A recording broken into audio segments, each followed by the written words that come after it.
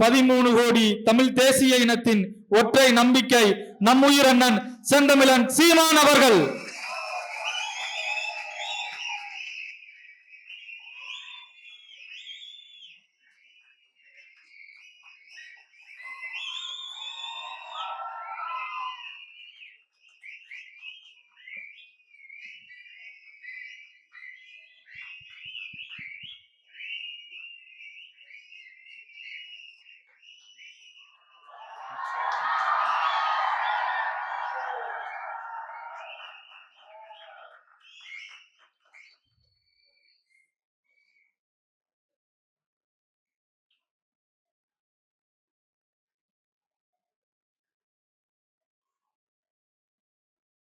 நாளைய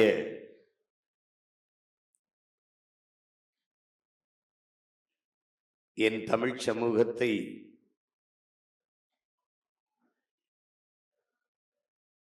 வலிமைமிக்க வளமையான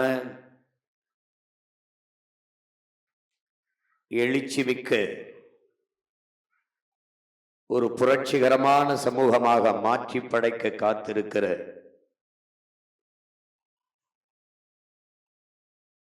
இளைய தலைமுறை புரட்சியாளர்களே, என்னுயிர் தம்பிகளே, தங்கைகளே, உங்கள் அனைவருக்கும் என்னுடைய அன்பும் வணக்கமும்.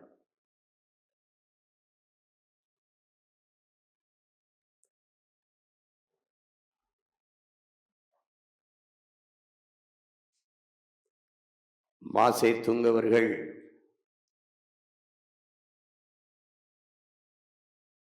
இதைப் போல இளைஞர்களின் கூட்டத்தில் பேசுகிற போது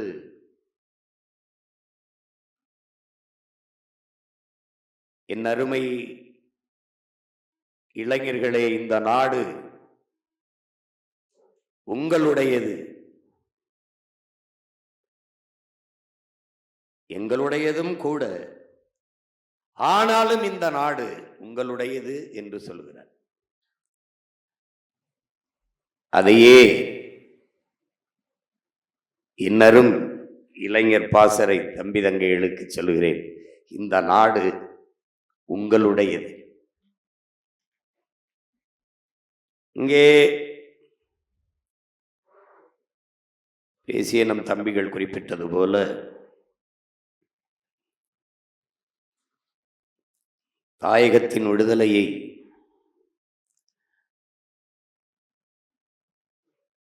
ஒரு அடி முந்தி தள்ளுமானால் தன் மூச்சுக்காற்றை நிறுத்திக் கொள்ள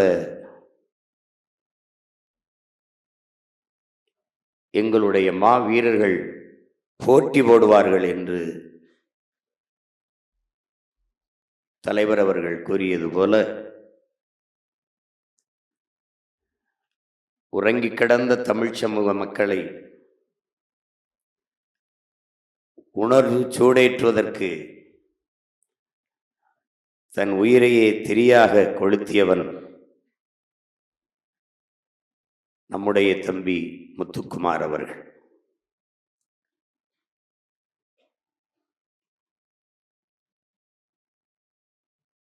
அவனுடைய மூச்சுக்காற்றை சுவாசித்து அவனுடைய லட்சிய கனவை சுமந்து நிற்கிற பிள்ளைகள் நீங்கள்.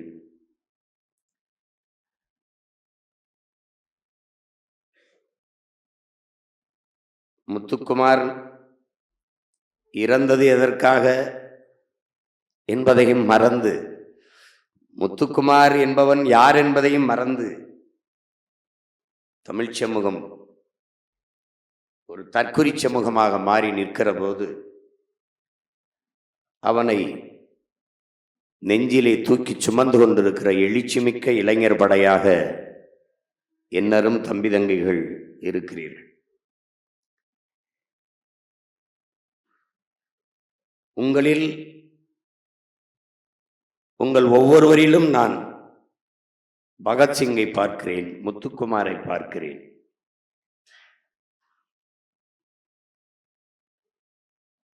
காந்தியிலும் மேலானவன் பகத்சிங்.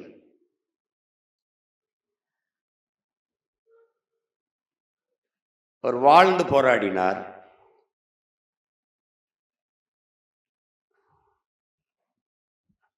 தன் வாழ்க்கையே நாட்டின் விடுதலைக்காக தந்தவன் இளைய புரட்சியாளன் பகத்சிங். 11 வயதில் படித்துக் கொண்டிருக்கிற போது என் அன்பு தம்பி தங்கையிலே பகத்சிங் காணாது போய்விடுகிறார். பள்ளிக்கூடம் சென்றவன் திரும்பவில்லை.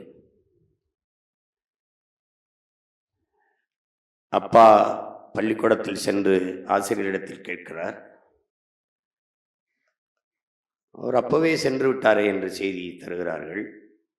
உடன் படித்த தோழர் தோழியரிடத்திலே கேட்கிறார். ஒரு விவரமும் தெரியவில்லை. 2 நாட்கள் கழித்து பகத்சிங் வீட்டிற்கு திரும்புகிறான். அவனுடைய அன்பு தங்கை அவளோடு காத்திருந்தவள் ஓடி போய் அண்ணனை கட்டிப்பிடித்து அழுகிறார். அவன் ஒரு களையம் வைத்திருக்கிறான். அந்த களையத்தின் மேலே துணியை போட்டு கட்டி இருக்கிறான்.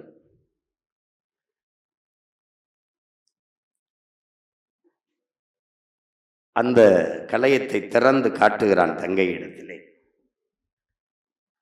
ரத்தம் தோய்ந்து சிவந்த மண்ணை அவன் எடுத்து காட்டுகிறான். ஜாலியன் வாலாபாக்கு சென்ட்ரல் டயரால் சுட்டி வீழ்த்தப்பட்ட கொல்லப்பட்ட மக்கள் சிந்திய இரத்தத்தில் சிவந்த மண் அது. அந்த மண்ணை எடுத்து தன் தங்கையிடத்தில் காட்டி, நம் மக்களை சுட்டு கொன்றார்கள் வெள்ளையர்கள், அவர்கள் சிந்திய இரத்தம், அதில் சிவந்த மண். இந்த மண்ணை நான் எடுத்துக்கொண்டு வந்திருப்பது, எப்படியாவது இதற்கு இந்த வெள்ளைக்காரர்கள் எனக்கு பதில் சொல்ல வேண்டும். எப்படியாவது அவர்கள் என்ன கனவை கொண்டிருந்தார்களோ அந்த லட்சிய கனவை போராடி வெல்ல வேண்டும் என்ற உணர்வுக்காகத்தான் இதை எடுத்துக்கொண்டு வந்திருக்கிறேன் என்று இந்த 11 வயது சிறுவன் தன் தங்கையிடத்தில் எடுத்து காட்டினான். அதுபோலதான் என் அன்பு பிள்ளைகளே, எந்த நோக்கத்திற்காக, எந்த உயர்ந்த லட்சியத்திற்காக நம் சொந்தங்கள் ஈழ மண்ணிலே இன்னுயிரை தந்தார்களோ, இரத்தம் சிந்தினார்களோ, அந்த இரத்தத்தால் சிவந்த நிலத்தின் மண் இன்னும் நம்மிடத்திலே பத்திரமாக, நான் ஈழத்தாயக மண்ணை பத்திரமாக எடுத்து வைத்திருக்கிறேன். உங்களுக்காகத்தான் இன்னும் நம் அலுவலகத்தில் பத்திரமாக இருக்கிறது. முத்துக்குமாரின் உடலெறிந்த சாம்பலும் என்னிடத்தில் தான் இருக்கிறது, பத்திரமாக இருக்கிறது. தாய் பார்வதியை எரித்த அந்த சாம்பலும் இங்கே 3 பேருக்கு கொடுக்கப்பட்டது. யாருக்கு கொடுத்திருப்பார்கள் என்று உங்களுக்கு தெரியும். என்னிடத்திலும் கொடுக்கப்பட்டது. என்னிடத்தில் கொடுக்கப்பட்ட அந்த புனித சாம்பலை இன்னும் பத்திரமாக வைத்திருக்கிறேன்.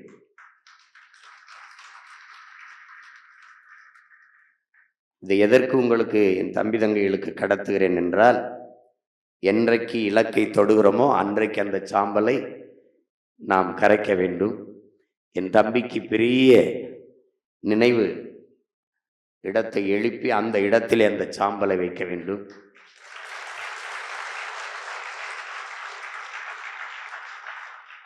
என்றைக்கு என் தலைவனின் அந்த புனித கனவான தனித்தமிழில சோசலிச குடியரசை வெல்கிறோமோ அன்றைக்கு அந்த நிலத்தில் கால் பதிக்கிற ஒரு தமிழ் மகன் நாம் வைத்திருக்கிற அந்த தாய் மண்ணை எடுத்து பெருமிதத்தோடும் திமிரோடும் அந்த நிலத்தில் வீச வேண்டும் என்பதற்காக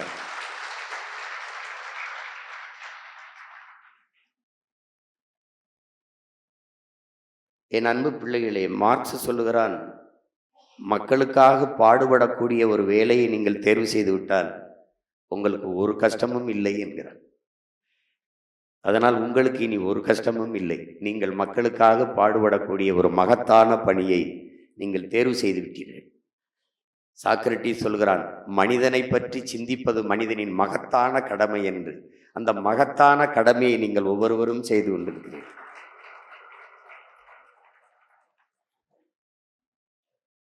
இது ஒரு போர்க்களம், இது ஒரு தொடர் ஓட்டம். இங்கே பேசிய என் தம்பிகள் மணி செந்தில் துறை எல்லாம் அவர்கள் இளைஞர் பாசறையில் இருந்தார்கள். இன்று வேற பொறுப்புக்கு முன்னகர்ந்து உங்களுக்கு அதை தந்திருக்கிறார்கள். நாளைக்கு நீங்கள் முன்னகரும் போது உங்களுக்கும் பின்னால் வருகிறவர்களுக்கு அந்த பணி தானே கையளிக்கப்படும். பல முறை நாம் பதிவு செய்ததுதான். நமது முன்னவன் முருக முப்பாட்டன் வேலேந்தினான். அதன் பிறகு அரசனுக்கு அரசனும் அவன் மகன் அரசேந்திரனும் நம் அருமை முன்னவர்கள் சேர சோழ பாண்டியர்கள் எல்லாம் வாளும் வேலுமேந்தினார்கள். அவன் பரம்பரையில் வந்த பைந்தமிழ் மறவன் நம்முயிர் தலைவன் பிரபாகரன் துவக்கேந்தினான். அவன் பிள்ளைகள் நாம் ஆகப்பெரிய ஆயுதமான அறிவாயுதம் ஏந்துகிறோம்.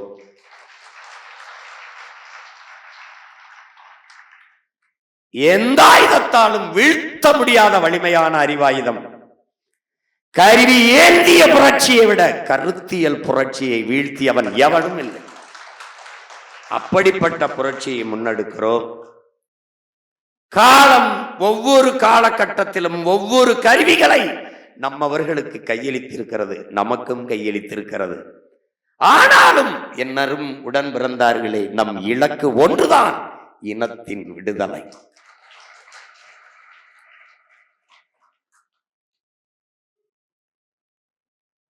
புரட்சி என்பது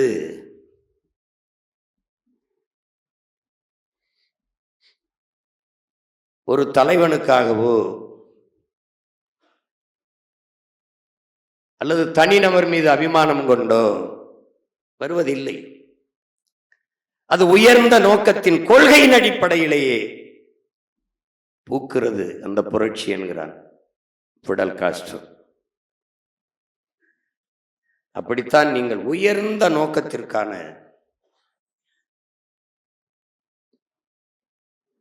நீண்ட நெடிய வரலாற்று பெருமைகள் கொண்ட வாழ்ந்து சிறந்த பெருமை மிக்க தமிழ் தேசிய இனத்தின் உணர்வை இழந்து, உரிமைகளை இழந்து, சொந்த தாய் நிலத்திலேயே சாதி மத உணர்ச்சிகள் மேலோங்கி நாங்கள் தமிழர்கள் என்ற உணர்வு வீழ்ந்ததால் அரசியல் அதிகாரத்தை இழந்து உயிரையும் இழக்கிற இழிநிலைக்கு தள்ளப்பட்டிருக்கிற ஒரு தமிழ் தேசிய இனத்தின் உரிமை மீட்சி, அதன் விடுதலை, அதன் பாதுகாப்பான எதிர்கால நல்வாழ்வு என்கிற பெரும் புனித கனவை சுமந்து நிற்கிற புரட்சியாளர்கள் நீங்கள் என்பதை புரிந்து கொள்ள வேண்டும். இதைத்தான் சாக்ரட்டிஸ் உன்னை நீ அறிவாய் என்கிறார். நீ யார்? நீ மகத்தானவன், நீ மாண்புமிக்கவன், ஆகச் சிறந்தவன். நீ ஏன் தமிழன் பெருமைக்குரியவன்? காரணம் தமிழ் பெருங்குடியில் பிறந்ததனாலேயே அவன் பெருமைக்குரியவன் என்கிறான் புரட்சி பாவன். நீங்கள் பெருமைக்குரியவர்கள், நாம் பெருமைக்குரியவர்கள். நீங்கள் ஆகச் சிறந்தவர்கள். காரணம் உலகிற்கு அறிவை கடன் கொடுத்தவர்கள். நீங்கள் பேசுகிற மொழி உலகின் முதல் மொழி, இயற்கையின் மொழி. எல்லா மொழிகளும் மனிதனால் பேசப்பட்டது, உங்கள் மொழி இறைவனால் பேசப்பட்டது. இறைவனே தந்த மொழிங்கிறான். மணி நெற்றி உமிழ் செங்கன் தளல் புரை சுடர் கடவுள் தந்த தமிழ்ங்கிறான். தனியா ஒரு மந்திரம் தேவையில்லை, நிறைமொழி மாந்தன் மறைமொழிதானே மந்திரம் என்கிறான். என்னென்ன அர்த்தம்? தமிழே மந்திரம் தாண்டாங்க. இது தனியா அதுக்கடா மந்திரம்.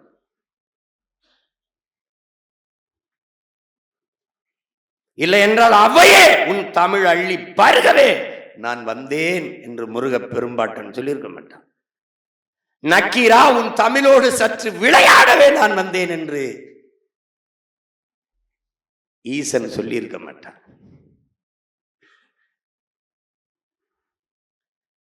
அப்படிப்பட்ட தமிழ் தாயின் பிள்ளைகள் நீங்கள்.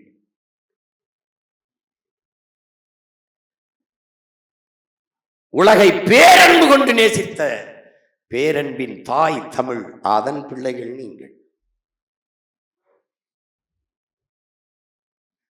எப்படி வீழ்ந்தோம்? வரலாற்றை மறந்தோம். அதனால் நாம் யார் என்பதை மறந்தோம், வீழ்ந்தோம். இவ்வளவு. இதுக்கு என்ன வழி இருக்குது? மீள எழு. தமிழ் மீட்சிதான் தமிழர் எழுச்சி. தேவனைய பாவாணர் தாத்தா தமிழ் மீட்சி வரணும். அதுக்கு வழி தமிழன் ஆட்சி வரணும். அதான் வழி, வேற வழி கிடையாது.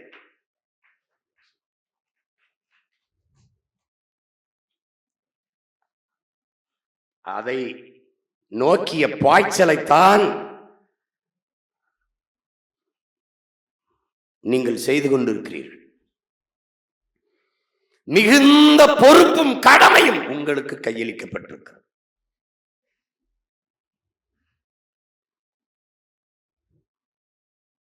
அதிலேதான் வருங்கால தலைமுறை பிள்ளைகளின் வாழ்க்கை ஒப்படைக்கப்பட்டிருக்கிறது. அதில் தான் அடங்கி இருக்கிறது. என்னரும் தம்பி தங்கைகளே, நீங்கள் நிற்கிற நிலையை ஒரு நொடி எண்ணி பாருங்கள்.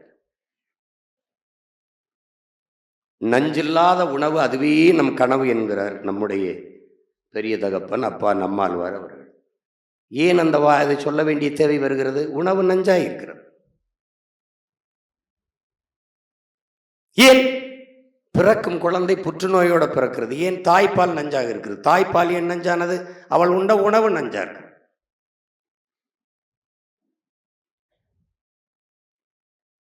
காற்று, நாம் அதை சுவாசிக்கவில்லை, கந்தக தூசியை சுவாசித்துக் கொண்டிருக்கிறோம். குடிக்கிற நீர் அது விஷமாக மாறி போனது.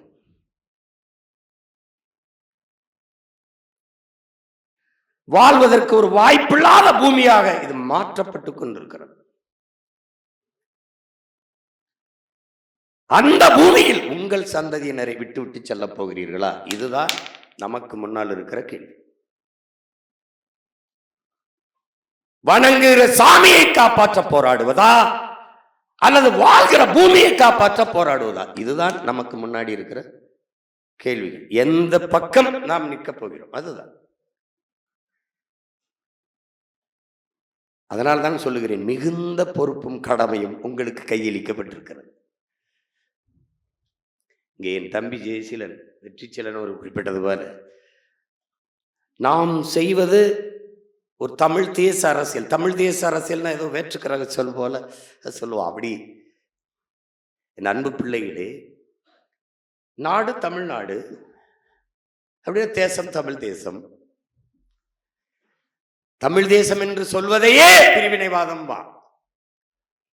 யார் சொல்வா? தெலுங்கு தேசம் என்று கைச்சு வச்சார்ல ஐயா என்.டி. ராமராவ், அந்த கட்சியோட கூட்டணி வச்சவன் தான் பேசுவான். தெலுங்கு தேசம் அந்த கட்சியோட கூட்டணி வச்சவன் தமிழ் தேசம் பிரிவினைவாதம்.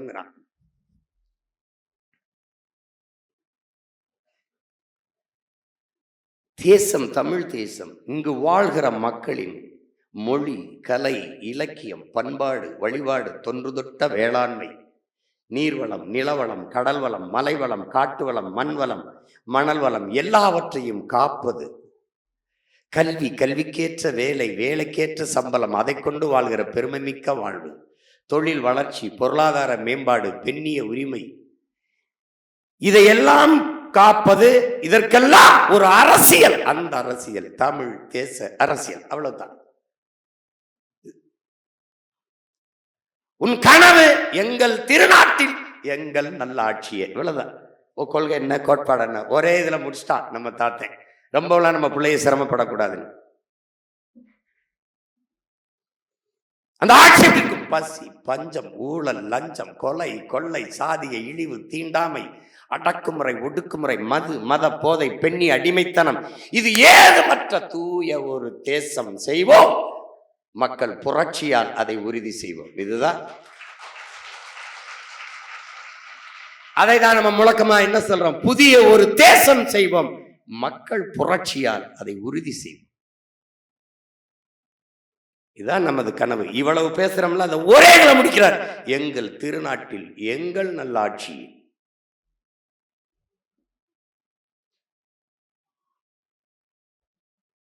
அவ்வளவுதான். நீங்கள் ஆட்சி மாற்றத்திற்கு வந்தவர்கள் அல்ல, அமைப்பு அரசியல் மாற்றத்திற்கு வந்தவர்கள், அடிப்படை அமைப்பையே மாற்ற வந்தவர்கள். இவர்கள் கட்சி அரசியல், தேர்தல் அரசியல் செய்வார்கள். நீங்கள் மக்கள் அரசியல் செய்ய வந்தவர்கள். இவர்கள் செய்தி அரசியல், விளம்பர அரசியல் செய்வார்கள். நாம் செயல் அரசியல், சேவை அரசியல் செய்ய வந்தவர்கள். வேறுபாடு நிறைய இருக்கிறது. உங்களுக்குள் ஒரு திமிர் இருக்கணும். ஒரு நேர்மையாளனால் மட்டும்தான் திமிரோடு இருக்க முடியுங்கிறான்.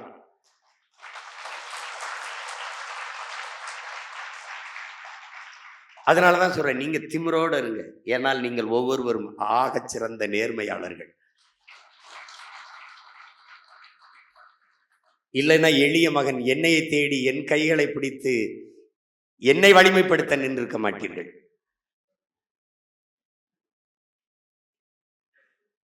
ஏன் நீங்கள் நேர்மையாளர்கள்? ஏன் நீங்கள் சிறந்தவர்கள்? நீங்கள் திரையரங்குகளில் உங்களுக்கான தலைவனை தேடவில்லை.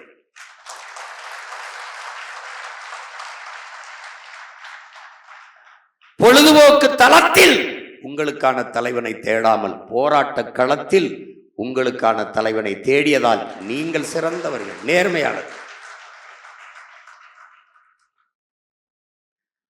காற்றடிக்கும் திசையெல்லாம் பறந்து செல்கிற பதர்களாக இல்லாமல் புயலே அடித்தாலும் கலையாத அதே இடத்தில் கிடக்கிற வீரியமிக்க நெல்மணிகளாக நீங்கள் இருப்பதாலேயே நீங்கள் நேர்மையாளர்.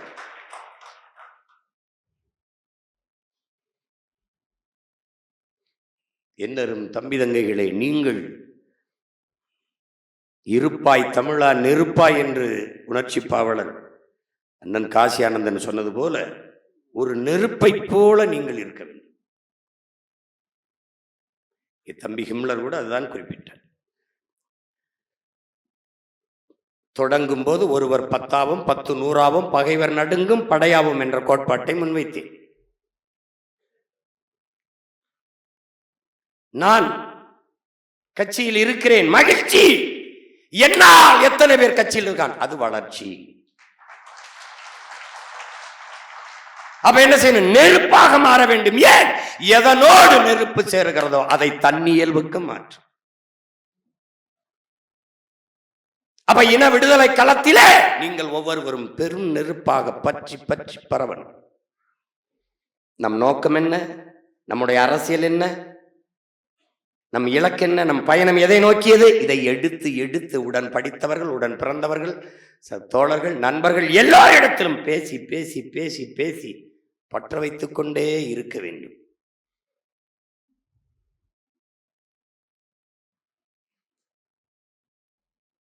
அந்த நெருப்பு தான் புரட்சி தீயாக பற்றி பரவும்.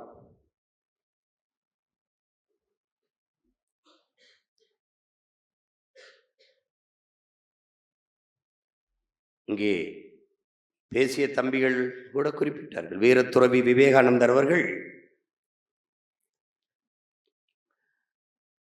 என்ன சொல்கிறார்கள் என்றால், நேர்மை என்று அப்படி அந்த வார்த்தையை போடல, முழுமையான நேர்மை, அது ரொம்ப முக்கியம். அதுக்கப்புறம் புனிதம் என்ற ஒரு வார்த்தையை சொல்றாங்க. முழுமையான நேர்மை, புனிதம், எதையும் எளிதில் வென்று முடிக்கக்கூடிய ஆற்றல் பெற்ற இளைஞர்கள். 50 பேர் இருந்தால் போதும், இந்த உலகத்தையே புரட்சிகர மாறுதலுக்கு கொண்டு வந்து விட முடியும்.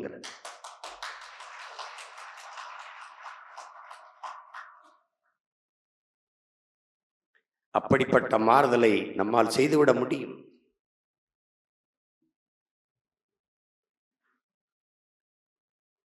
ஒரு எளிய மகன் சீமானால் இவ்வளவு பெரிய தாக்கத்தை ஏற்படுத்தி இத்தனை ஆயிரக்கணக்கான இளைஞர்களை திரட்ட முடியும் என்றால், நீங்கள் ஒவ்வொருவரும் நீங்கள் சீமானாக மாறினால் என்ன ஆகும் என்று யோசி.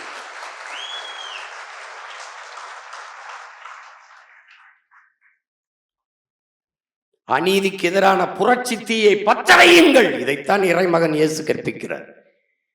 அநீதிக்கு எதிரான புரட்சி தீயை பற்ற வைக்கவே நான் இந்த பூமிக்கு வந்தேன் என்கிறார்.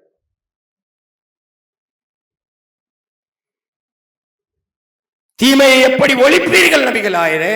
எப்படி ஒழிப்பீர்கள் நபிகளாரே? நன்மையை வைத்துத்தான், நேர்மையை வைத்துத்தான். நெருப்பை நெருப்பை வைத்து அணைக்க முடியாது, நீரை வைத்துத்தான்.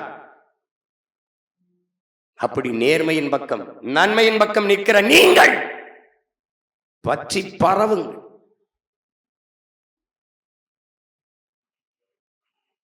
தம்பி துறை குறிப்பிட்டது பாரு, நம் இலக்கு என் வாக்ககத்தில் வெற்றி வாக்கு, அவ்வளவுதான். அங்க போயிட்டு அண்ணன் அவர் சேர்க்கலாம், எவரு எப்படி, உன்னுடைய கனவு நாட்டை வெல்லணும்.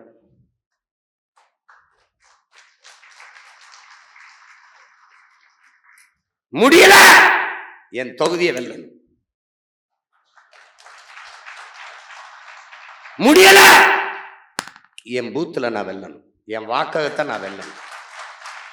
இதுதான் ஒவ்வொரு வீரனுக்கும் இலக்கா இருக்கும். என் வாக்ககத்துல எந்த கொம்பனால அங்க வாக்கு எண்ணும் போது நாம் தமிழர் கட்சி முன்னிலை என்று வரணும், அவ்வளவுதான்.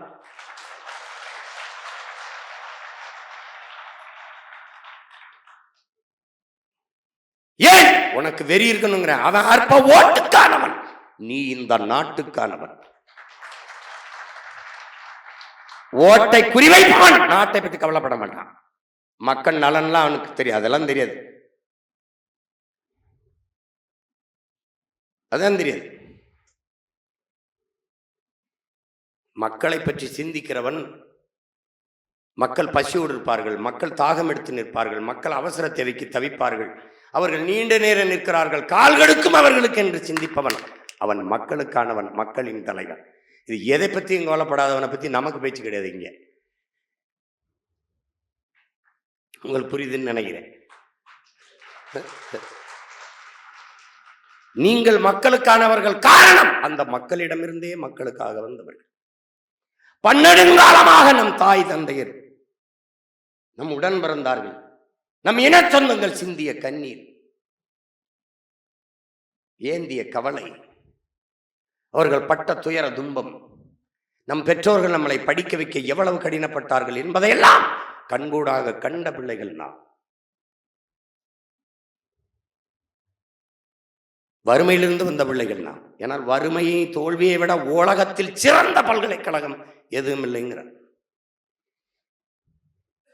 நிறைய கற்பித்துக் கொடுக்கக்கூடிய ஒரு பல்கலைக்கழகம் உண்டென்றால் அது வறுமையும் தோல்வியும் தான். அந்த பல்கலைக்கழகங்களில் படித்த பிள்ளைகள் நீங்கள்.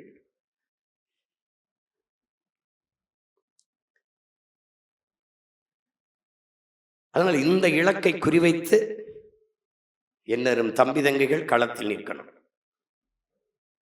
தம்பி ஹிம்லர் சொன்னது போல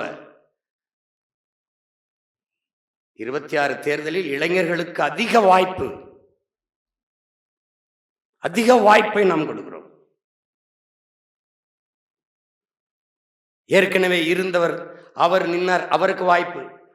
இது திராவிட கழகங்கள், திராவிட இயக்கங்கள்ல பிறந்ததுலேருந்து சாகிற வரை ஒரே ஒருத்தனை அங்கேயே நிற்கிறதுக்கு வந்து இது அப்படி இல்லை.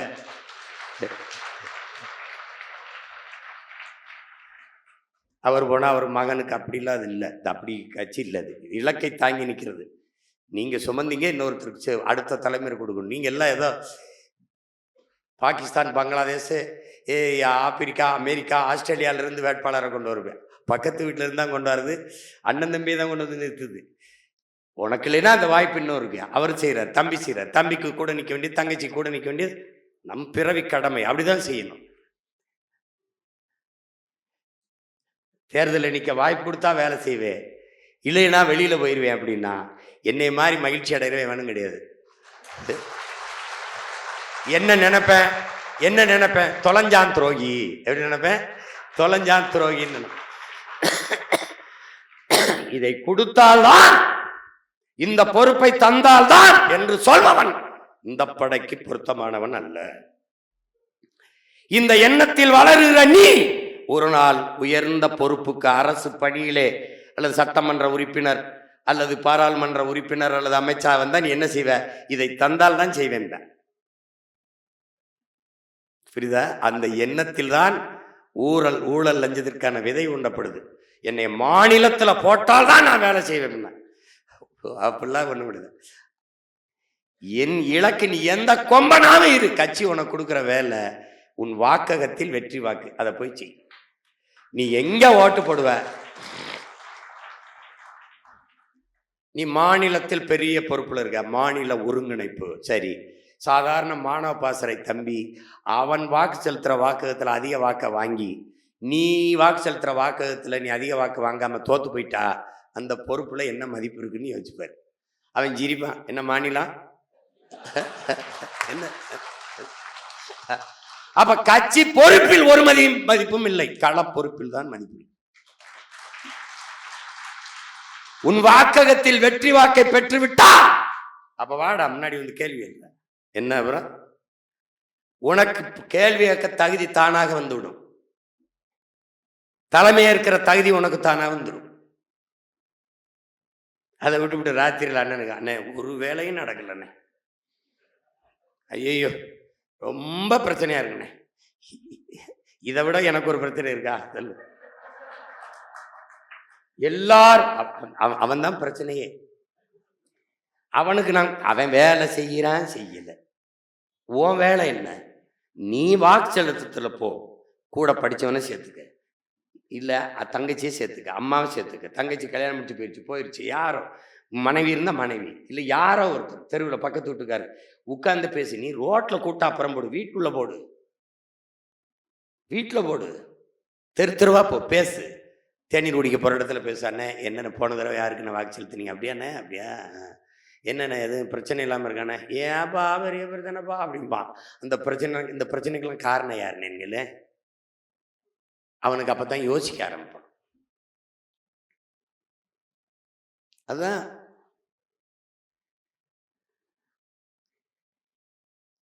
நீ மக்களுக்கான பிரச்சனை, அந்த பிரச்சனைக்கான காரணத்தை நீ சிந்திக்க தொடங்கிவிட்டால் அன்றிருந்தான்னா நீ வாழ தொடங்குகிறாய்ங்கிறான்.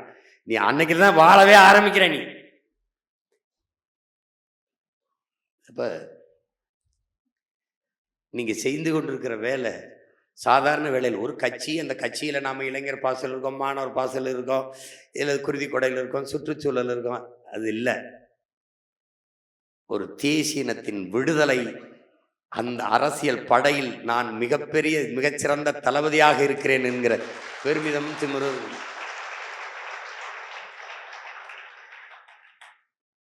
பல பேர் என்னிடத்த சொல்றாங்க, ஒரு தமிழ்ல பேசிட்டா நீங்க நாம் தமிழர் கட்சியில இருக்கிறீங்களான்னு கேட்கிறாங்க. இந்த நாட்டில் எத்தனையோ அரசியல் கட்சிகள் இருக்குது, ஆனால் ஆகச்சிறந்த 2 படையை வைத்திருக்குது, 3 படை. ஒன்று சுற்றுச்சூழல், குருதி கொடை, கையூட்டு ஊழல் ஒழிப்பு.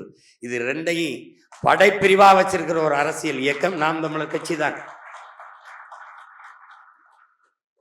சூழலை பற்றி கவலைப்பட, மரக்கண்டுகளை நட, சுற்றுச்சூழலுக்கு பாதிப்பு வரும் என்றால் அங்கு போய் போராட்ட களத்தில் நின்று அதை தடுக்க, குருதி கொடை கொடுக்கும் தமிழர் படை என்று பல லட்சக்கணக்கான அழகு யூனிட் ரத்தத்தை கொடுத்து சாதியை ஏற்றதாலும் கற்ற சமத்துவம் எங்க நடக்குது? குருதி கொடுக்கறதுல தான் இருக்குது. ஏன்னா மருத்துவமனையில் படுத்துக்கிட்டு அந்த ரத்தம் எந்த சாதிக்கிற பேர் ரத்தம் சாமி, அதை பார்த்து ஏன் சாதியாக இருந்தால் ஏற்றுங்கன்னு எவனும் சொல்கிறதில்லை. எதே சட்டுன்னு ஏற்றி காப்பாற்றுங்கன்னு தான் சொல்லுவான். அதனால தான் அதை நாங்கள் செய்கிறோம். ஏன்னா சாதிக்கு ரத்த வெறி உண்டு, ரத்தத்துக்கு சாதி வெறி கிடையாது. அதனால தான் நம்ம பிள்ளைகளுக்கு படிப்பிக்கிறோம், நாங்கள் சாதி பார்த்து பழக மாட்டோம், சாதி பார்க்குறவனோட பழகவே மாட்டோம். எங்களுக்கு சாதி தீண்டாமை கிடையாது, சாதியே தீண்டாமை தான். புரியுது? ஆனவ கொலை பண்ணிடுறான். நான் போய் சொன்னேன், ஏய் சாதிக்கு கொலை பண்ணாதரா, சாதியை கொலை பண்றா, தயவு செய்து சாதியை கொலை பண்ணுங்கடா. அற்ப சாதி மதத்தை கூட கடக்க முடியாத நீ எதையும் கடந்து போய் வெல்ல முடியாது, எந்த இலக்கையும் தொட முடியாது. இந்த தமிழ் சமூகம் தாழ்ந்து விழுந்ததுக்கு பெரிய 2 வில்லன் இருக்கான, பெரிய 2 காரணம் இதுதான். இது 2ம் தான். அதான் தன்னின பகைன்னு நம்ம முன்னோர்கள் சொல்றாங்க. தன்னைத்தானே தாழ்த்தி வீழ்த்துவது. அதை என்னரும் தம்பி தங்கைகள் கடந்து வரணும். அது அழுக்கு, அதை அப்படியே தூக்கிட்டே அலையக்கூடாது. அது சிந்தனையில் படிஞ்சிருக்கிற அழுக்கு. தமிழ் ஒரு பேரன்பின் தாய். அந்த தாயின் பிள்ளைகளுக்குள்ளேயே அன்பு இல்லைன்னா அவ எப்படி அந்த இனம் மேம்பட்டு வாழுங்கிறத என்னரும் தம்பி தங்கைகள் சிந்திச்சு பார்க்கணும். இதெல்லாம் என் தம்பி இதெல்லாம் சொன்னான், வெற்றிச்செல்வன், மணி செந்தில்லாம், அண்ணன் எங்களை அப்படி இப்படிலாம். எனக்கு இப்போவும் அவரை பார்த்தாலே ஒரு வியப்பாக தான் இருக்கு. இத்தனை கூட்டத்துக்குள்ள நம்மளை எப்படா தூக்கிட்டு போனாப்புல அடையாளம் கண்டு அப்படின்னு. இது உங்களை மாதிரி தானே, நானும் எல்லாரும் மாதிரி தான் பேசிட்டு இருந்தேன். ஈழத்தை ஆதரிச்சேன், ஈழத்தை இது பண்ணேன், எல்லாரும் கூட தான் பேசிட்டு இருந்தேன். இந்த கூட்டத்துக்குள்ள இவன் தான் சரியான ஆள்னு எப்படி கூட்டிட்டு போனாரு, அதுதான் இன்னைக்கும் வியப்பா இருக்கும். நீங்கெல்லாம் என்னை சொல்லும்போது எனக்கு கண்ணீரா வரும். அவரை தான் நினைப்பேன். அவர் சொல்றத பார்க்கும்போது இது எப்படி இந்த வேலைக்கு நம்ம பொருத்தமா இருப்போம், அது எப்படி சரியா இருக்கும், நம்மளை போய் இதை செய்ய சொல்றாரு அப்படின்னு. அதை நான் அடிக்கடி சொல்லுவேன்ல, அண்ணே நான் என் வீட்டு வாலி கிணத்துல விழுந்துருச்சுந்தாண்டா எடுக்கிறதுக்கு குதிச்சே, மூலிகை போகும்போது தானே தெரியுது என் பரம்பரையே மூலிகை கிடக்குன்ட்டு. இப்போ வழி இல்லாமல் சரி இறங்கிட்டோம், அடிச்சிருவோம் அப்படின்னு. அதனால எப்பவுமே நம்முடைய தலைவர் நமக்கு வியப்பு. நீங்கள் நாமெல்லாம் ஒரு பெருமிதம் திமிரும் நமக்கு இருக்குன்னா உலகத்தில் எந்த இனத்திற்கும் கிடைக்காத தலைவன் நமக்கு கிடைத்திருக்கான். அப்படிப்பட்ட ஒரு தலைவன் கிடைச்சிருக்கான். தத்துவம்லாம் தனியா தேடாத, அவனே ஒரு தத்துவம் தான். அவன் தத்துவமாகவே வாழ்ந்தவன். அவன் வாழ்க்கையே நமக்கு ஒரு வரலாறு, அதுவே வழிகாட்டும். என்னரும் பிள்ளைகளே, நம் பாட்டன் பாரதி ஒளிபடைத்த கன்னி நாய், உறுதி கொண்ட நெஞ்சி நாய்ங்கிறான். எதுக்கு இளைஞர்களை நீங்க நல்லா யோசிச்சு பாருங்க. ஐயா அப்துல் கலாம் எண்ணற்ற கல்லூரிகளில், பள்ளிக்கூடங்களில் சென்று மாணவ பிள்ளைகள்கிட்ட பேசினாங்க. அவங்க ஏன் இந்த பாராளுமன்ற உறுப்பினர்கள், சட்டமன்ற உறுப்பினர்கள் கொடுங்க, அமைச்சர் பெருமக்களை தாங்க, நான் அவங்க கிட்ட கொஞ்சம் பேசணும்னு சொல்லலை. அவருக்கு தெரியும் அது பதரா ஆயிருச்சு. பதருக்குள் நெல்மணியை தேடுவதை விட நாமே உழுது விதைச்சு நல்ல நெல்மணிகளை அறுவடை செய்து கொள்வது மேல். அதை தான் யார் செய்யறா?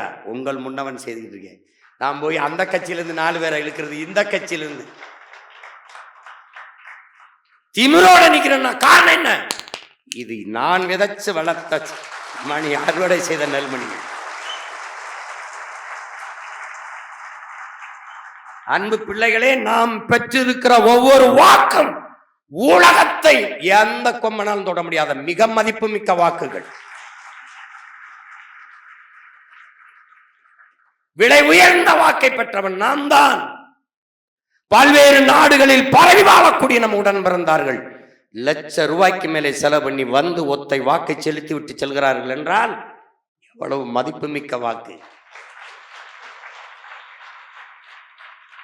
பணத்திற்கு இல்லாது தான் பிறந்த இனத்திற்கு இனி மக்கள் செலுத்தியிருக்கிறார்கள் என்றால் மிகவும் மதிப்புமிக்க வாக்கு. காசுக்கு இல்லாத எளிய பிள்ளைகள் முன்வைத்த கருத்திற்கு வாக்கை செலுத்தியிருக்கிறார்கள் என்றால் மிகவும் மிகவும் மதிப்பு மிக்கது.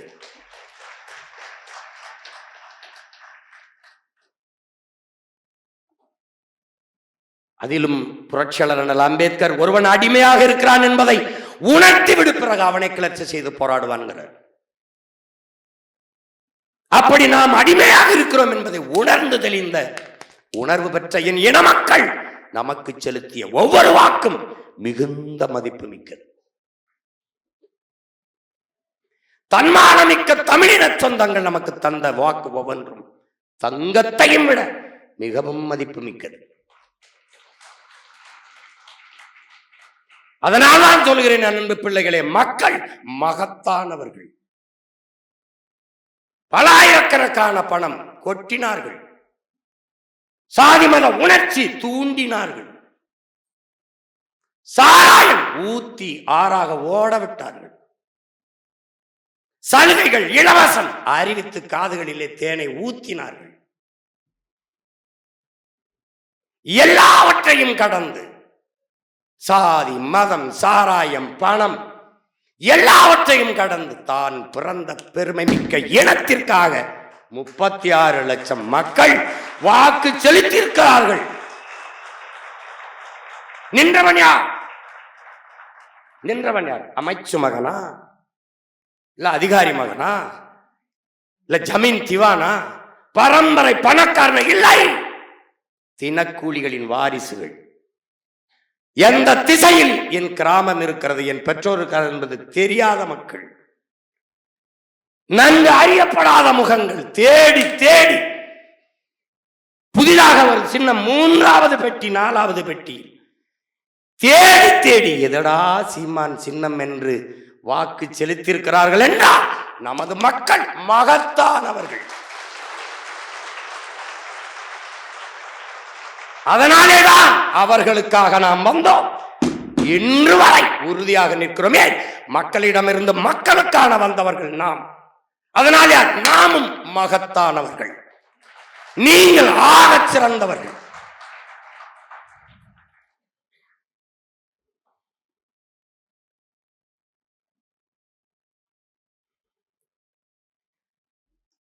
அன்பு பிள்ளைகளே, ஒரு தேசம் திரையரங்குகளில் கூடுகிற கூட்டம் குறைந்து, கேளிக்கையில் பொழுதுபோக்கில் நாட்டம் குறைந்து, அறிவு தேடலில் நூலகங்களில் கூட்டம் கூடுமானால் அது அறிவை தேடி ஓடுகிறது. அண்ணல் அம்பேத்கர் அறிவை தேடி ஓடுங்கள், நாளைய வரலாறு உங்கள் நிழலை தேடி ஓடி வருங்கிறது. சொல்லுவதற்கு அவர் யார்? ஏன் அவர் ஓடியவர்.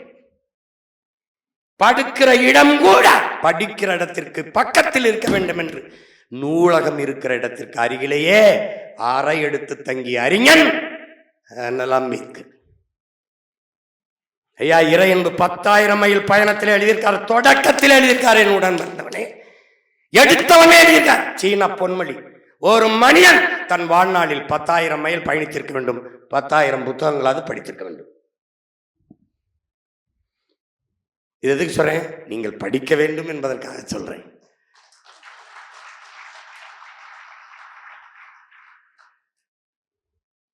மார்க்ஸை மனதில் கொள்ளுங்கள். 2000 ஆண்டுகளில் இவனைப் போல ஒரு சிந்தனையாளன் பிறந்ததும் இல்லை, பிறக்கப் போவதும் இல்லை என்று சொன்ன மரண நொடி வரை மாணவனாகத்தான் இருப்பேன். அர்த்தம், கற்றுக்கிட்டே இருப்பேன். இந்த நேரத்தில் தான் படிக்கணும், இந்த நேரத்தில், எந்த நேரத்திலும் படிக்க, கிடைக்க நேரமெல்லாம் படி.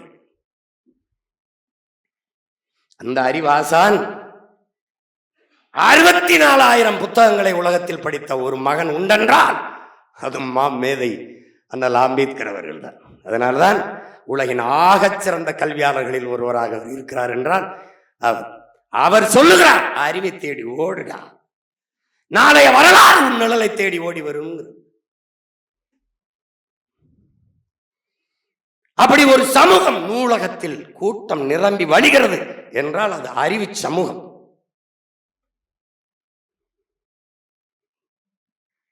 சென்னை மத்திய சிறையிலே இடமில்லை, 100 ஏக்கரில் புழலிலே சிறை கட்டுவோம் என்றால் குற்றச்சமூகம். இங்க கூட 100 கோடியில் நூலகம் கட்டியிருக்கு. எல்லோரும் கூட்டம் முடிந்து அப்படியே போகும். எத்தனை பேர் அமர்ந்து படிக்கிறார்கள் என்று பார்ப்போம். நின்று பேச வழி இல்லாத 2 காதல்கள் வேணா உட்கார்ந்து பேசிட்டு இருப்பாங்க. ஏன்? படிக்கிற பழக்கத்தை வீழ்த்தி குடிக்கிற பழக்கத்தை தூக்கி நிறுத்தியது திராவிட தீயவர்கள் ஆட்சி. அதனாலதான் சொல்றோம், தெருவுக்கு 2 படிப்பவர்கள் இருக்க வேண்டிய இடங்களில் எல்லாம் குடிப்பகத்தை நிறுவியவர்கள் இவர்கள். ஆனா தெருவுக்கு நாங்க தான் படிக்க வச்சோம், நாங்க தான் படிக்க வச்சோம், நாங்க தான் படிக்க வச்சோம். படிக்க வச்சவன் போயிட்டான். குடிக்க வைத்தவர்கள் படிக்க வைத்தோம் என்று பீத்திக் கொண்டு அலைகிறார்கள்.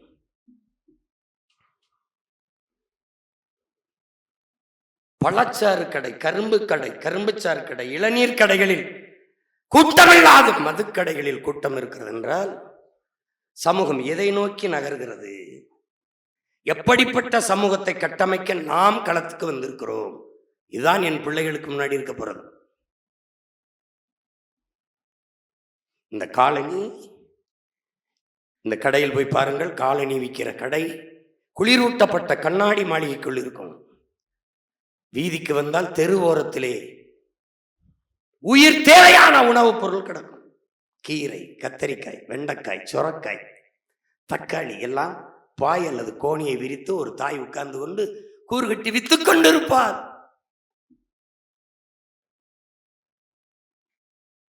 எப்படி இருக்கு? அப்ப சமூகம் எதை நோக்கி போகுது? எப்படி போயிட்டு இருக்கு? அப்ப மாற்றம் எது? தலைகீழ் மாற்றம். புரட்சி என்றால் என்ன? தலைகீழ் மாற்றம்.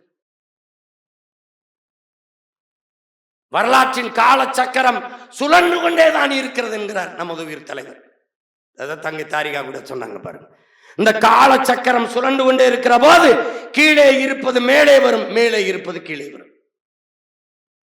அதைத்தான் நாம் என்ன சார் இன்னைக்கு வீதியில் நின்று கத்திக்கொண்டு போராடி கொண்டிருக்கிற நாம் ஒரு நாள் மேலே வருவோம். மேலே இருக்கிற அவன் ஒரு நாள் வீதிக்கு வருவான். இதற்கு பேர் தான் தலைகீழ் மாற்றம். அப்ப அது இங்க இது அங்கேயுமா தூக்கி வைக்கணும். அப்ப என்ன மாற்றம் வேணும்? பழச்சாறு கடையில கூட்டம், ஐயோ டாஸ்மார்க்க திறந்தா எடுக்கிறான் மக்கள் ஓட்டம். மாறுதல். விடுமுறை நாளா, பள்ளி முடிந்தது, கல்லூரி முடிந்ததா, பிள்ளைகள் அறிவு தேடலில் நூலகத்தில் பிதுங்கி வழிகிறார்கள். அறிவார்ந்த சமூகம். இந்த மாறுதல்களை உருவாக்குவதுதான் உங்களின் வேலை. அதனால்தான் மாற்றம் என்பது சொல் அல்ல செயல் என்று சொல்றோம். நீங்களே அன்பு பிள்ளைகளே, ஆள் மாற்றத்திற்கு ஆட்சி மாற்றத்திற்கு வந்தவர்கள் அல்ல, ஆட்சி முறை மாற்றத்திற்கு வந்தவர்கள். இந்த ஆளை தூக்கி இந்த ஆளை மாத்துறது, இந்த ஆளை தூக்கி அது இல்லை. என் அன்பு தம்பி தங்கைகளே, ஒரே மண், ஒரே அச்சு. இதில் எவன் உட்கார்ந்து அறுத்தாலும் செங்கல் ஒரே மாதிரி தான் வரும். ஒன்னு அச்ச மாத்தணும், இல்ல மண்ணை மாத்தணும். இப்ப நாம என்ன செய்யறோம்? ரெண்டுமே மாத்திரம். அப்ப புதிய ஒன்று வரும். அதான் எது? புதிய ஒரு தேசம் செய்வோம். மக்கள் புரட்சியால் அதை உறுதி செய்வோம். இதுக்கு யார் தேவைப்படுது? அததான் பாட்டன் சொல்றான். ஒளி படைத்த கன்னி நாய் வா, உறுதி கொண்ட நெஞ்சி நாய் வா, களிபடைத்த மொழியினாய் யாரு? தமிழ் பிள்ளையே வா, களிபடைத்த மொழியினாய் வா, கடுமை கொண்ட தோழினாய், வலுவான தோள்களை கொண்டவன் வா. அவனே சொல்றான், உடலினை உறுதி செய்கிறான். உடலினை உறுதி செய். எண்ணுவது உயர்ன்னு சொன்னவன் ஊன் விரும்பு என்று சொல்லவில்லை, ஊன் மிக விரும்புகிறான். நல்லா சாப்பிடுறான், சாப்பிட்றான். கறி, மீன், மாட்டுக்கறி எல்லாம் சாப்பிட்றான். சாப்பிட்டு அட போடா, உடலினை உறுதி செய். அழகு எது? முகிழ்க்கும் தசையிடை அரும்புவதே அழகுங்கிறான் தமிழ் தென்றல் திருவிக. என்ன சொல்றான்? முகிழ்க்கும் தசையிட அப்படி கட்டுக்கட்டா இருக்குண்டா, அப்படி மசில்ஸ் அப்படி நிக்கணும்டா, அவன் தான்டா அழகு, அதான்டா அழகுங்கிறான். முருகன் ஏன் அழகு? முருகன் என்றால் என்ன? முருகன் என்றால் என்ன? அழகன். அழகன் என்றால் முருகன். காடுகளில் மலைகளில் ஏறி ஏறி ஓடி ஓடி முறுக்கேறி இன்னைக்கெல்லாம் நீ கஷ்டப்பட்டு உருவாக்குற சிக்ஸ் பேக் அன்னைக்கு அப்படி நின்னா, அதனால முருகன், அதனால முருகன் அழகன். நீ இதுக்கு முன்னாடி ஒரு முருகனை கும்பிட்டு இருந்த, பிடிச்சி வச்ச கொலக்கட்டை மாதிரி நின்று வேலை இப்படி வச்சுட்டு சாத்தி வச்சு நின்று பார்த்திருக்கடா. அவன் பேரை நான் வந்தேன், போடுறா பாட்டனை, போடுறா கட்ஸ், சிக்ஸ் பேக் போடுறா, வேலை புறா அப்படி. இப்ப நீ எங்க பழைய முருகனை காட்டு பார்ப்போம், காட்டு பார்ப்போம். ஏன்? அவன் பேரை நிறுவிட்டேன். இனி எந்த காலத்திலயும் அதை நீ பார்க்க முடியாது. நானே பார்க்குறேன், ஒரு பாறை வந்து போயிட்டு இருக்கு, பின்னாடி எங்கால் நின்று என்னை பார்த்து இருக்கிறவள, இல்லடா போயிட்டு வரேன் அப்படின்னு. எவன் நாக்காட்டி அடித்தாலும், எவன் திருமணத்தை அழைப்பதில் அடித்தாலும் அங்கே எங்கால் தான் இருக்கான். எழுதி வச்சுக்க. இன்னும் 10 ஆண்டுகளில் என் தலைவன் படம் இல்லாத எதுவும் இருக்கு, நிறுவிட்டு தான் போவேன். நான் நிறுவுவேன். அதனால நான் சொல்றேன், நாங்கள் நினைக்க பிறந்தவர்கள் அல்ல, நிரூபிக்க பிறந்தவர்கள். ஒவ்வொரு சொல்லும் வெற்றி சொல் அல்ல, வெற்றி சொல். வெற்றி சொற்கள் ஒவ்வொன்றும் நடக்கும். என்ன என் பாட்டனும் தாத்தனும் சொன்ன பேரன் சொல்றது நடக்கும். நடக்குதா இல்லையா? என் நம்பி இளந்தமிழை சேர்க்கதான் போடுவான். ஐயோ ஐயோ எங்க அண்ணன் சொல்லிட்டாரே, அவர் சொன்னா நடந்து வேற செய்யுமேம்மா, வருவா வருவா, அது அவர் சொன்னா நடந்துட வேற செய்யுமேன்னு. நான் சொல்லுவேன்ல, அவன் அடிப்பேன். யாரு வட இந்தியா வந்து உன்னை அடிப்பேன், அப்ப எங்க நீ துடிப்ப, அப்ப அடி விழும்போது ஐயோ சீமான் தான் அழுவேன், ஐயோ அம்மாலாம் அழமாட்டேன். நீ என் தாத்தன் பாலை விற்பது போல தண்ணீரை விற்பான்டானாரு. நான் அது மாதிரி காத்த விற்பான்னு நீ நம்பல. இப்ப டெல்லியில எல்லாம் வித்துக்கிட்டு இருக்கான், வந்து கொஞ்ச நேரம் சுவாசிச்சுட்டு போயிட்டு.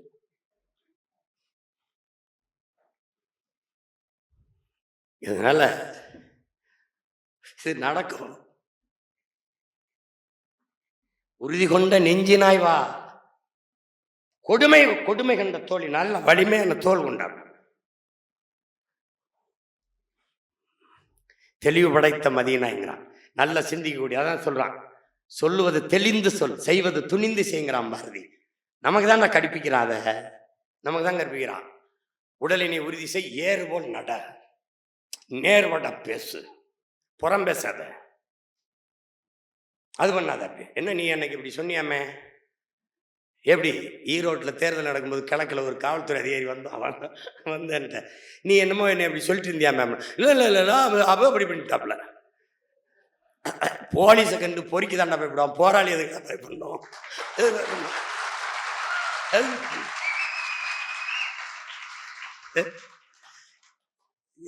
எனது திணறிட்டாப்ல. தம்பி உட்கார்ந்துருந்தான்ல, அவர் எதிர்பார்க்கல, ஏதோ சொன்னீங்களாமே அப்படின்னு.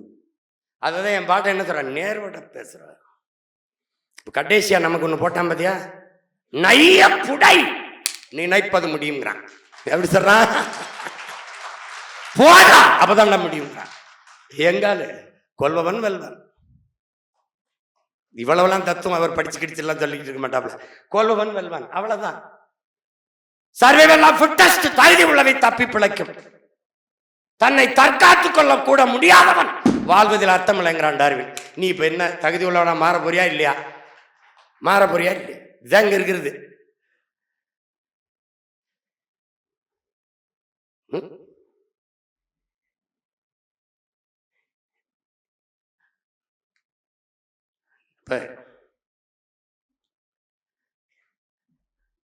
பாட்டேன் அப்படி, தாத்தேன் அப்படின்னு துடித்தெழுவா இளந்தமிழா, தமிழ் காக்க துறைதோறும் தொண்டு செய்வாங்கிறான். என் அன்பு பிள்ளைகள், அண்ணல் காந்தியடிகள் சொல்வது போல, இந்த சமூகத்தை எப்படிப்பட்ட மாறுதலுக்கு கொண்டு வர நீ நினைக்கிறியோ அந்த மாறுதலை உன்னிலிருந்து தொடங்கு. அதான் ரொம்ப முக்கியமானது. ஐயா அப்துல் கலாம் அவர்கள் அக்னி சிறகுகள் எழுதியிருப்பாங்க. தன்னுடைய மேலதிகாரியை பார்க்க செல்கிறார். அவர் வர சொல்லிட்டாரு. அவர் மாடியிலிருந்து இறங்கி வரணும். அது வர காத்திருக்கிறாரு. காத்திருக்கும்போது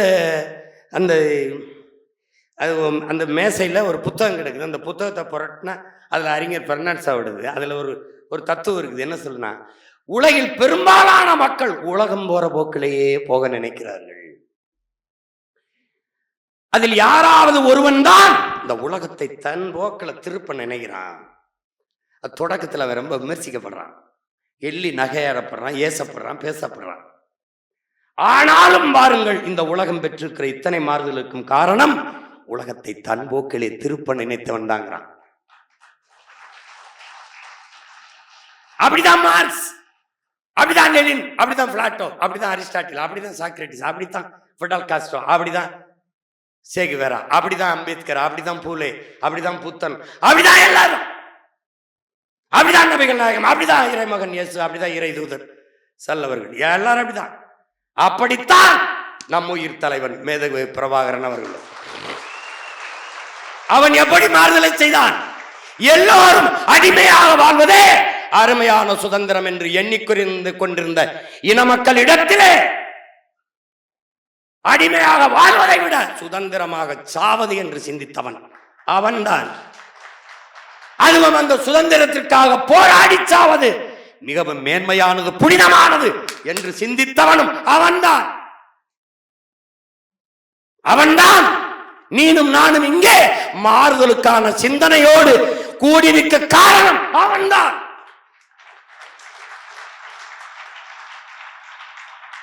உரிமைக்காக உயிரே கொடுக்கலாம் என்று உயிரை கொடுத்த முத்துக்குமாரின் மூத்த விதையும் அவன்தான்.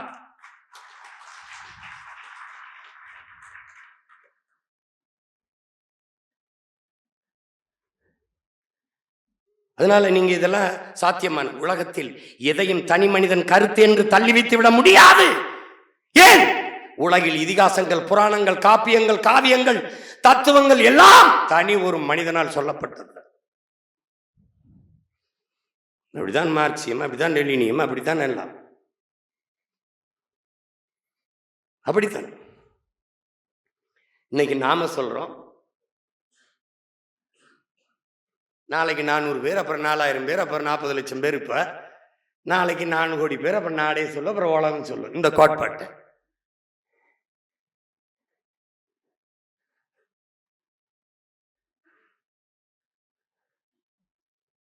அப்ப சரியில்லை சரியில்லை சரியில்லை என்று சொல்வது சரியில்லை. புரியுதுன்னு நினைக்கிறேன். அது நம்ம பிள்ளைகளுக்குள்ள அது ஒரு பெரிய நோய் இருக்கு. அந்த நோய்க்கு இப்ப மருந்து கொடுத்துடணும். தேர்தல் நேரத்தில் சொல்லிட்டு இருக்க கூடாது.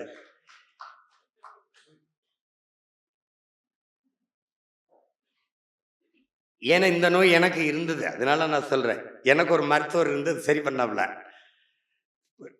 இதே மாதிரி தானே தம்பிகள் மாதிரி. நான் அப்போ 17 வருஷம் ஆயிடுச்சு இல்லை, போயிட்டு வந்துட்டு அவங்க சரியில்லை.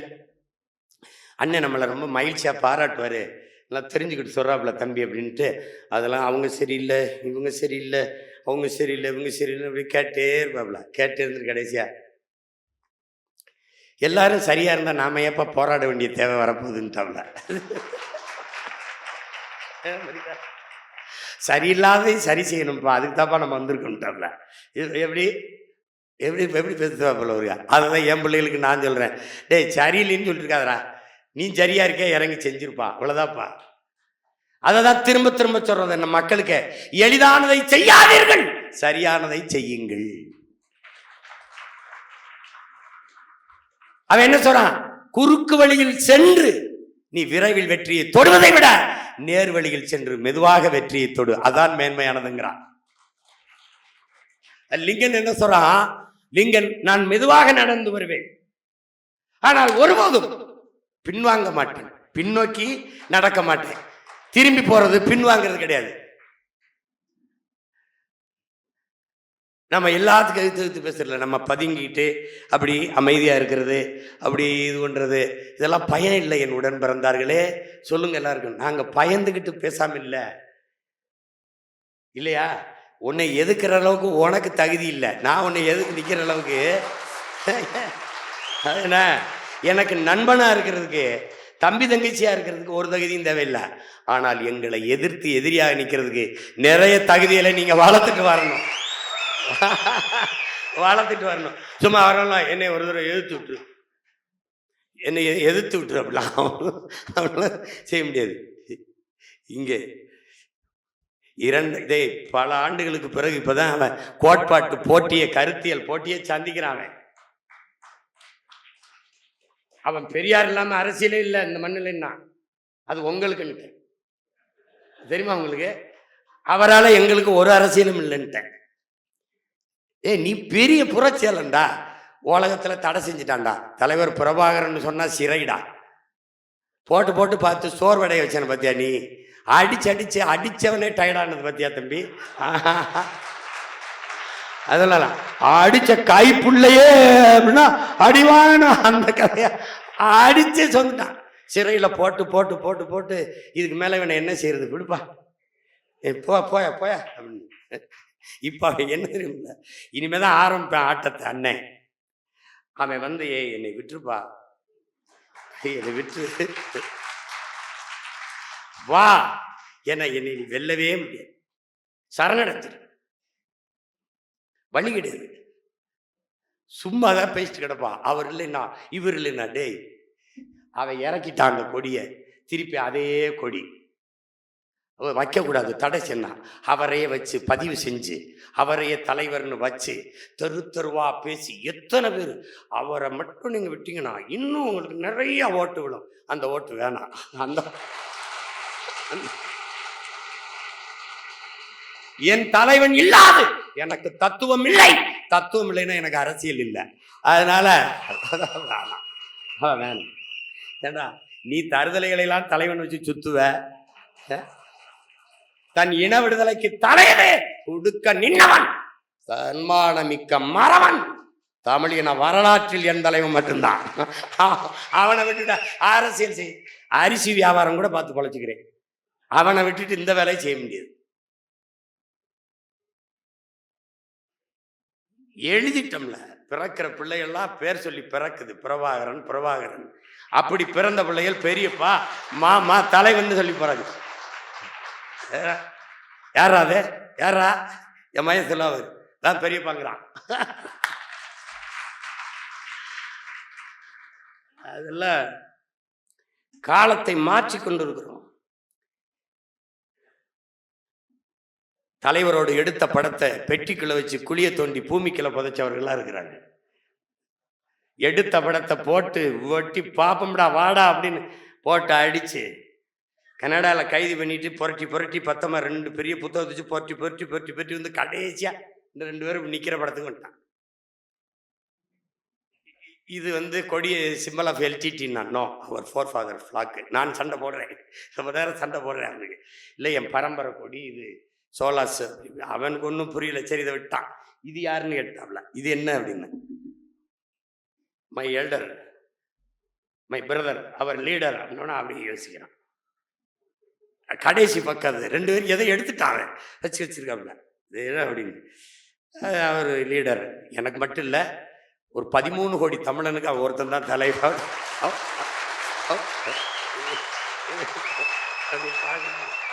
அப்படியே பார்க்குறாங்க. அவனுக்கு என்ன பண்ணுறதுன்னு தெரியல. கடைசியாக ஒன்று சொல்லுவான், என் பிடிவாத என்னுடைய சொல்வது all the best, oh thank you, நம்ம வேற என்ன தேங்க்யூ. ஐயோ கொடுமையே. அதனால என் அன்பு பிள்ளைகளுக்கு ஒன்று சொல்வேன், சரியில்லை சரியில்லை என்று சொல்லாதீர்கள். பிழை யாருடையதாகவும் இருக்கட்டும், யாருடையதாகவும் பிழை இருக்கட்டும், திருத்துபவர்கள் நீங்களாக இருக்கும்.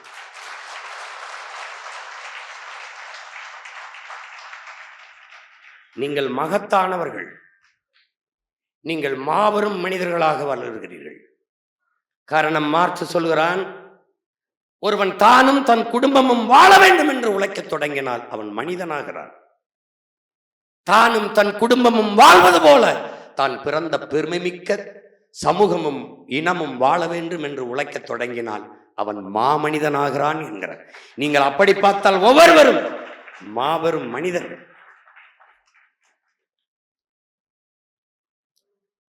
உலகத்தில் யாராலும் சுமக்க முடியாத பெரும் கனவை சுமந்து நில்லுங்கிறான் ஆல்பர்ட் ஐன்ஸ்டீன். அதான்டா உலகத்துல எல்லாத்தை விட பெரிதுங்கிறான். நீங்க அப்படிப்பட்ட ஒரு கனவை சுமந்து நிற்கிறீர்கள். அது என்ன? அடிமை அன்னை தமிழ் சமூகத்தின் விடுதலை என்கிற மிகப்பெரிய கனவை சுமந்து நிற்கிறீர்கள். இங்க என்ன சொல்ற, மாற்றம் என்பது என்னன்னா, தொடக்கத்துல ரொம்ப கடினமா இருக்குங்கிறான். தொடக்கத்துல ரொம்ப கடினமா இருக்கும், அப்புறம் கொஞ்சம் குழப்பமா இருக்கும், கடைசி அதான்டா ரொம்ப அழகா இருக்குங்கிறான். முதல்ல நீங்க நினைச்சிருப்பீங்க இதெல்லாம் ஒரு கட்சி. என் தம்பி மணிச்சந்திரன்லாம் கூட நினைச்சிருப்பான், நம்ம இமாயின கட்சிக்கு கொண்டு வர என்ன பாடுறா பட்டம். எங்க அப்பா வந்து இப்படி வெள்ளை இது ஒரு இது போட்டு அப்படி இருக்காருப்பல, நான்லாம் அப்படி சார் சொல்லுங்க ஐயா, சொல்லுங்க ஐயா, ஐயா ஐயான்னு தான் கூப்பிட்டேன் இவரை. ஐயா இப்ப பல ஐயா வாங்குறாப்ல. ஐயா ஐயா ஐயா நான் கல்லூரி அவர் பாராட்டுறாப்ல நம்ம வேலையெல்லாம். சரிங்க ரொம்ப நன்றிங்க, எங்க கல்லூரி விழாவுக்கு நீங்க வரணும் பேசுறோம் அப்படின்னு சொல்றாப்ல. ஒவ்வொருத்தரா கொண்டாந்து கெஞ்சி கெதிரி சேர்த்தோம். இப்போ மணி சிந்தலாம் நினைப்போம், இந்த ஆளும் தூங்க மாட்டேறான், நம்மளையும் தூங்க விட மாட்டேறான். நாங்கள் என்ன பண்ணுவோம்னா, ராத்திரிக்கு இப்படி வண்டியில் போகும்போது 1 மணி 1:30 இப்படி போயிட்டு இருப்போம். அப்படி இங்கேருந்து தூத்துக்குடி பக்கம் இல்லைன்னா கிட்ட சேலம் அப்படி போகும்போது நம்ம தூங்காமல் போயிட்டுருக்கோம். அந்த பயில போடுறான், அவனுக்கு போடுறான், போடு எவன் முடிச்சுக்கிட்டு இருக்கான்னு பார்ப்போம். ஏன்னா விழிப்புணர்வே விடுதலையின் முதல் படிங்கிறார் தலைவர். போடுறது போட்ட உடனே இவ்வளோ பேர் தூங்கிவான், எடுக்க மாட்டான். சில பேர் எடுத்து, அண்ணே என்னண்ணே இது பிரச்சனையானே, அண்ணே ஏனே அப்படின்னு. ஒரு பிரச்சனை இல்லை, நல்லா தூங்குறியான்னு பார்த்தேன். அதுக்கப்புறம் அவன் எப்படி தூங்குறது? என்னடா இப்படி எழுப்பிட்ட படபடத்து போய் புள்ள வேர்த்து என்ன இப்படி எழுப்பி விட்டா அப்படியே. அப்ப சொல்றது என்ன, நாங்கெல்லாம் தூக்கம் முழிச்சு அண்ணன் தம்பியை ஊரா போய் நீ கட்சியில் என்ன நீ எல்லாம் நிம்மதியா படுத்து தூங்குற என்னடா அப்படின்னா, அண்ணன் இப்பத்தானே வந்து படுத்தேன். ஒருத்தரையும் தூங்க விடுறது இல்லை. நான் முடிச்சுக்கிட்டு இருக்கும்போது உனக்கு என்ன தூக்கம்? ஒரு சேட்டை பண்ணிடுறது. அது மாதிரி அப்போ மனுஷன் இதெல்லாம் நினைச்சிருப்பான். என் தம்பி சிவகுமார் தான் சொல்லுவான், நெல்லையில் இருக்கல படுத்து கிடப்போம் அப்படி ஊர் ஊரா. அப்போ கட்சி தொடங்க அவன் அப்படியே பார்த்து கையை பிடிச்சு விடுவான். அண்ணா முத்தோரை இது சரியா வருமா முத்தோரை? உங்களை பார்த்தா எனக்கு பாவமா அழுகையா வருது முத்தோரை. ஏய் ஏண்டா ஏண்டா பக்கத்தில் கார் வேண்டான்றது டேய் சொல்கிறா வேண்டாம் அப்படின்னு. இல்லை முத்தோரை நீங்கள் போய் சினிமா எடுத்து அந்த வேலையை பாரு. நான் போய் இந்த வக்கீல் தொழிலை பார்த்து ஏதாவது பண்ணுறோம். எப்படி முத்தோரை இவங்களா அப்படி எப்படி முத்தோரை இவங்களோட போய் நம்ம எப்படி முத்தோரை வர்றா பேசாம வெட்டி ஏடா நீ கொலையாகி என்னையும் கொலையாக்கிட்டு கூடா அப்படின்னா. இப்போ பார்த்தா எல்லாருன்னா இவன்லாம் ஒரு ஆளா துறைக்கு தெரியும். முதல் 234 பேர் வச்சிருக்காரா போட்டி விடன்னு கேட்டால இன்னைக்கு இருக்கு. இப்போ வந்து தம்பி உங்களை பார்த்தா பாவமாக இருக்கு தம்பி, எம்பிட்டு கஷ்டப்படுறீங்க தம்பி இந்த வாடகை வீட்டில் இருந்துக்கிட்டு. தம்பி வாங்க தம்பி, உங்களையும் ஒரு 4 MP 5 MP ஒரு 20-25 MLA இருந்தால் எப்படி இருக்கும்? நல்லா இருக்கும், நல்லா இருக்கும். நாடு நாசமாக போயிடும். பரவாயில்ல, பாசத்தை கொட்டுவாங்க. அப்ப நினைச்சிருக்க மாட்டான் மனுஷன் தில்லாம் இவ்வளவு பிடிவாதமா இருந்து இழுத்து கொண்டு போய் நிறுத்தி விட்டுருவா அப்படின்னா. நம்ம 8.5 விழுக்காடு வாக்கு வாங்கியிருக்கோம், இவன் 8-8ன்னே சொல்லிட்டு இருக்காங்க இவங்க. இலக்கை தீர்மானித்து விட்டால் சொன்னால வெற்றி அடையணும், ஜெயிக்கணும், சாதிக்கணும்னு முடிவெடுத்து விட்டால் கண்ணுக்கு தெரிய வேண்டியது இலக்கு தானே ஒழிய இடையூறுகள் அல்ல. தெரியவில்லை.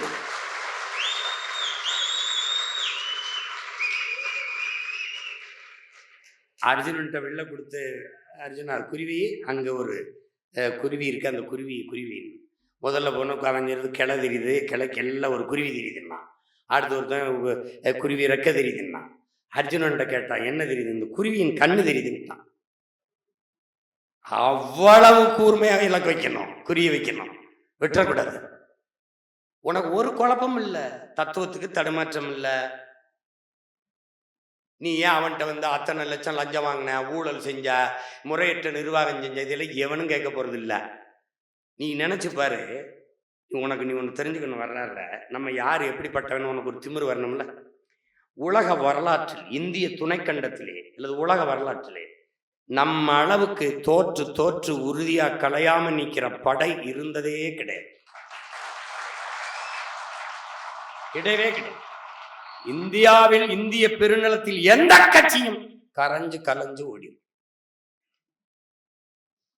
கட்சி தொடங்கும் போது ஒண்ணுமே கிடையாது, ஒருத்தனும் காட்ட மாட்டான். ஏன்னா தீவிரவாத இயக்கத்தை ஆதரிக்கிறாரு, விடுதலை புலிகள் ஆதரிக்கிறாரு, ஈழத்தை பேசுறாரு, தேவையில்லை வேணும், அதிகாரத்தில் இருக்க அதுக்கு எதிரானவன். அவ்வளவு நெருக்கடி, கணக்கில்லாத வழக்கு, சிறை, எதை பற்றியும் கவலை கிடையாது. தங்க இடந்துட மாட்டான், விடுதியில தங்க விட மாட்டான், அந்த வண்டியிலே படுத்துக்கிறணும், போற வழியில எங்கே குளங்குட்டையில குளிச்சுக்கிறணும், பல்லு விளக்கணும், இப்படி ஒரு வாழ்க்கை. அதுக்கப்புறம் தேர்தல் 5 ஆண்டு கழிச்சு 16ல் தேர்தலில் போட்டிடுறோம். 234 போற்றுவாராசிமான் போட்டான்.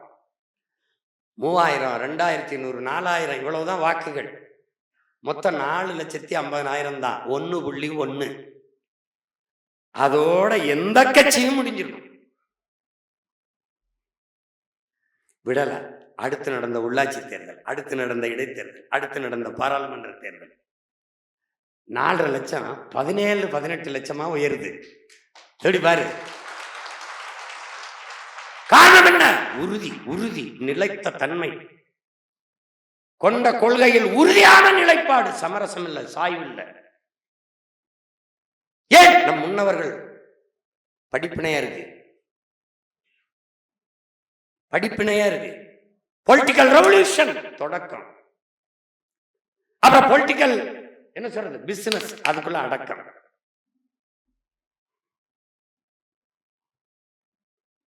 என் அன்பு பிள்ளைகளே, ஒரு தேசிய விடுதலை போராட்டங்க, அந்த விடுதலை போராட்டத்தை வைத்துக்கொண்டு அரசியல் செய்தவர்கள். நாம் அந்த விடுதலைக்காகவே அரசியல் செய்ய வந்தவர்கள். உங்களுக்கு புரியுது? ரெண்டு பேருக்கு வேறுபாடு இருக்கு. அதனாலதான் ஈழம் எங்களுக்கு அது இல்லை, அது அவசியம். அது அவசியம்னு சொல்றோம். அது அரசியல் பிழைப்புக்காக இல்லை, அவசியம். அடுத்த தேர்தல், ஒரு தேர்தலை நம்ம போட்டியிடாம பின்வாங்கணும்னு யாராவது சொல்லு.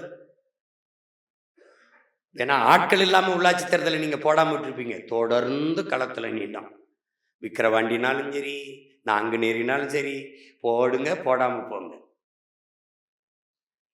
ஆனால் எங்கள் பிறவி கடமை, அதை நாங்கள் செய்வோம். தொடர்ந்து தொடர்ந்து தொடர்ந்து தொடர்ந்து நின்ன காரணம், கரும் பாறையை அலை கரைக்கிறது காரணம் தன் வலிமையால் அல்ல, விடாமுயற்சியால். திரும்ப திரும்ப திரும்ப திரும்ப நின்னு நின்னு நின்னு அவன் என்ன நினைக்கிறான், இவனை நம்பினா ஏமாத்திட்டான், இவனை நம்பினா ஏமாத்திட்டான். இவன் நம்பி நம்பி வரவன்லாம் இப்படித்தான் பேசுவான், கடைசியா போயிடுவான், சீட்டுக்கும் நோட்டுக்கும் போயிடுவான். அவன் கடைசியா முடிவு எடுக்கிறான், இவன் போகல, இவன் போக மாட்டான்.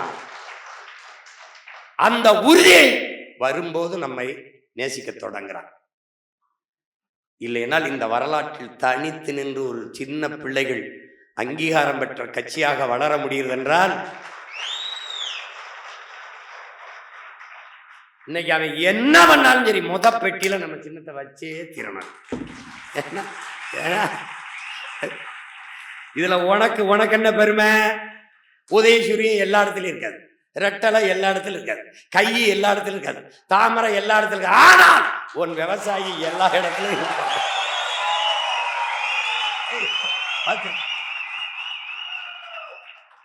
என் அன்பு பிள்ளைகளை, சரித்திரம் சொல்லுது, சரித்திரம் வரலாறு சொல்லுகிறது.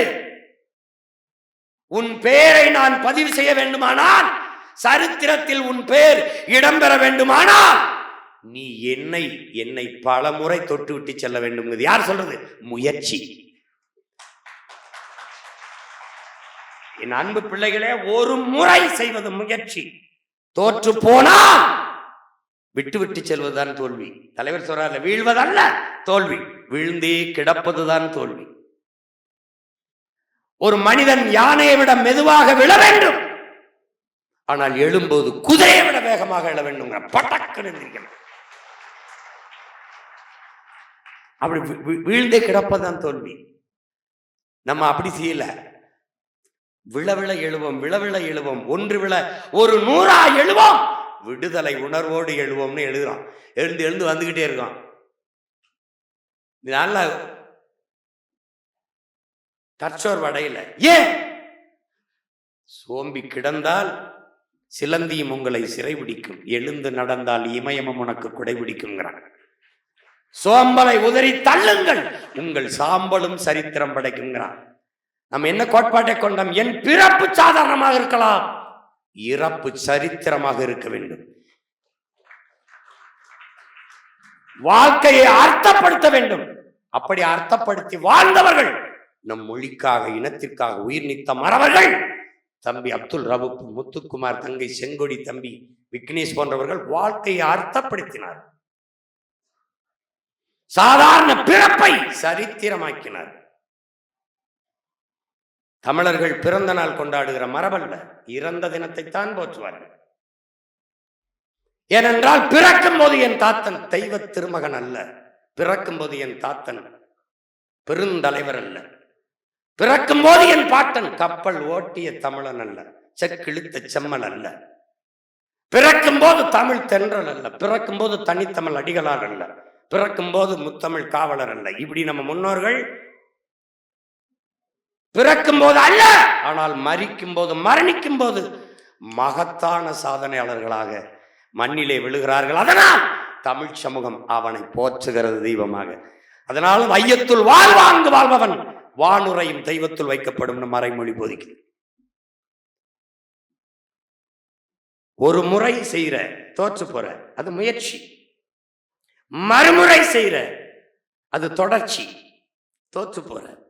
மறுமுறை செய்யற, விடாமுயற்சி. மறுமுறை தோற்று போற, மறுபடியும் முயற்சிக்கிறார், அதற்கு பிறந்தாண்டா நம்பிக்கைங்கிறான். நல்லவர்கள் கூட தோற்றதாக செய்தி உண்டு வரலாற்றில், நம்பிக்கை கொண்டவர்கள் தோற்றதாக செய்தி இல்லைங்கிறான் நம் உயிர் தலைவர். உன்னை ஒருவனாலும் தோற்கடிக்க முடியாது, உன் நம்பிக்கையில் நீ தோற்கிற வரைங்கிறான் மாவீரன் சுபாஷ் சந்திர போஸ். இதை என் பிள்ளைகள் மனதில் வச்சுக்கணும். நீ உறுதியா வெல்லுவ. இந்த குறுக்க மறுக்க ஓடுறதெல்லாம் அது வருது. தாவும் புலிக்கு நாய் எந்த மூளைன்னா புலிக்கு அணில் எந்த மூளை? என்ன நீ களம் எப்படி இருக்கும், எந்த பக்கம் இருக்குன்னு தெரியாதவர்களா களத்தை பத்தி பேசியிருக்காப்ல. நாங்க போர்க்களம், அரசியல் களம், ரெண்டு களத்தையும் பார்த்தவங்க நாங்க. உங்களுக்கும் ஒரு சீரியஸா படம் போகும்போது திடீர்னு ஒரு பாட்டை போடுற மாதிரி, அண்ணன் கவுண்டமணி செந்தில் காமெடி வைக்கிற மாதிரி, நகைச்சுவை வைக்கிற மாதிரி சின்னதாக ஒரு fun, just for an entertainment. தீய சக்தி அவ்வளவுதானே. இங்க வாப்பா, ஏப்பா பயமா இருக்கு. ஏதோ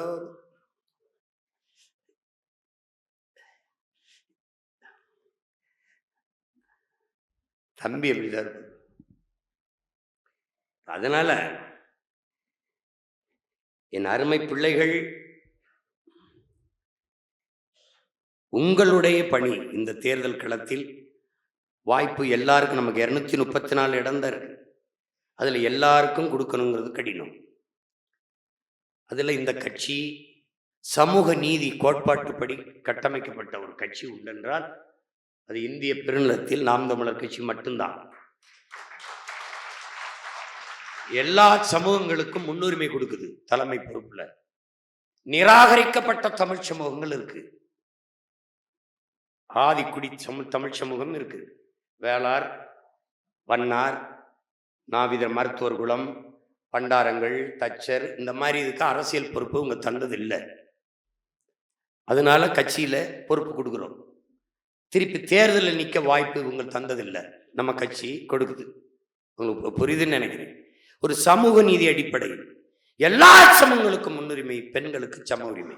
அதனால தான் சரிபாதி பெண்ணுக்கு, மகளிர், மாணவர் பாசறையாக இருந்தாலும், இளைஞர் பாசறையாக இருந்தாலும், குருதி எல்லாத்துலேயும், மாநில ஒருங்கிணைப்பு எல்லாத்துலேயும் சரிபாதி கொடுக்கும்.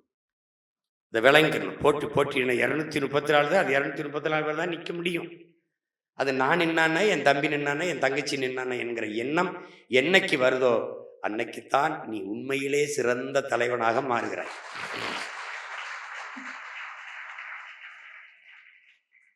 என் பிள்ளைகள் நன்கு நினைவுச்சுக்கணும். உங்களுக்குள் போட்டி என்பது, பொறாமை என்பது, அவன் என்ன கட்சிக்கு 10 பேரை சேர்த்துட்டானே, நம்ம எப்படியாவது 20 பேரை சேர்க்கணும் அப்படின்னு நீ போட்டி போடுறீன்னா அதுதான் உண்மையான போட்டி, ஆரோக்கியமான போட்டி, ஒரு நல்ல தளபதிக்கான தகுதி போட்டி.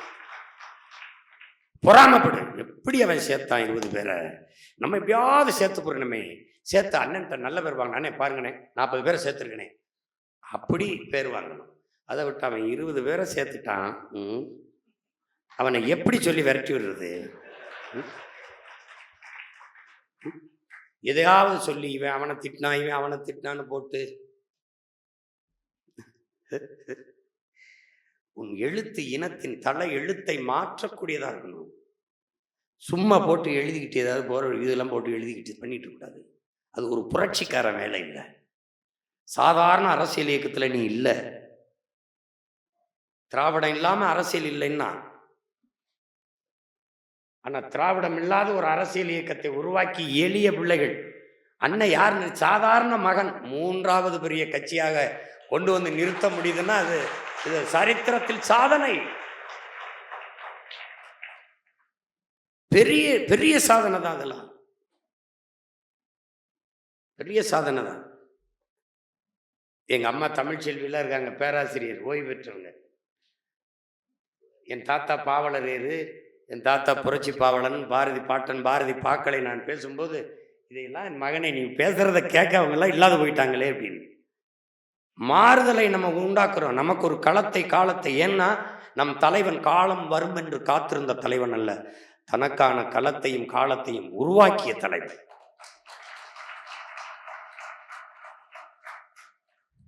ஒரு புலி மறவன் 500 சிங்கள ராணுவ வீரனுக்கு சமமானவன். ஒரு நாம் தமிழர் பிள்ளை, நாம் தமிழர் கட்சியில் இருக்கிற ஒரு மாணவர் பாசறை, இளைஞர் பாசறை, அல்லது அந்த கட்சியில் இருக்கிற ஒரு பொறுப்பாளன் மற்ற கட்சியில் இருக்கிற 500 வீரர்களுக்கு, 500 ஆட்களுக்கு சமமானவன்.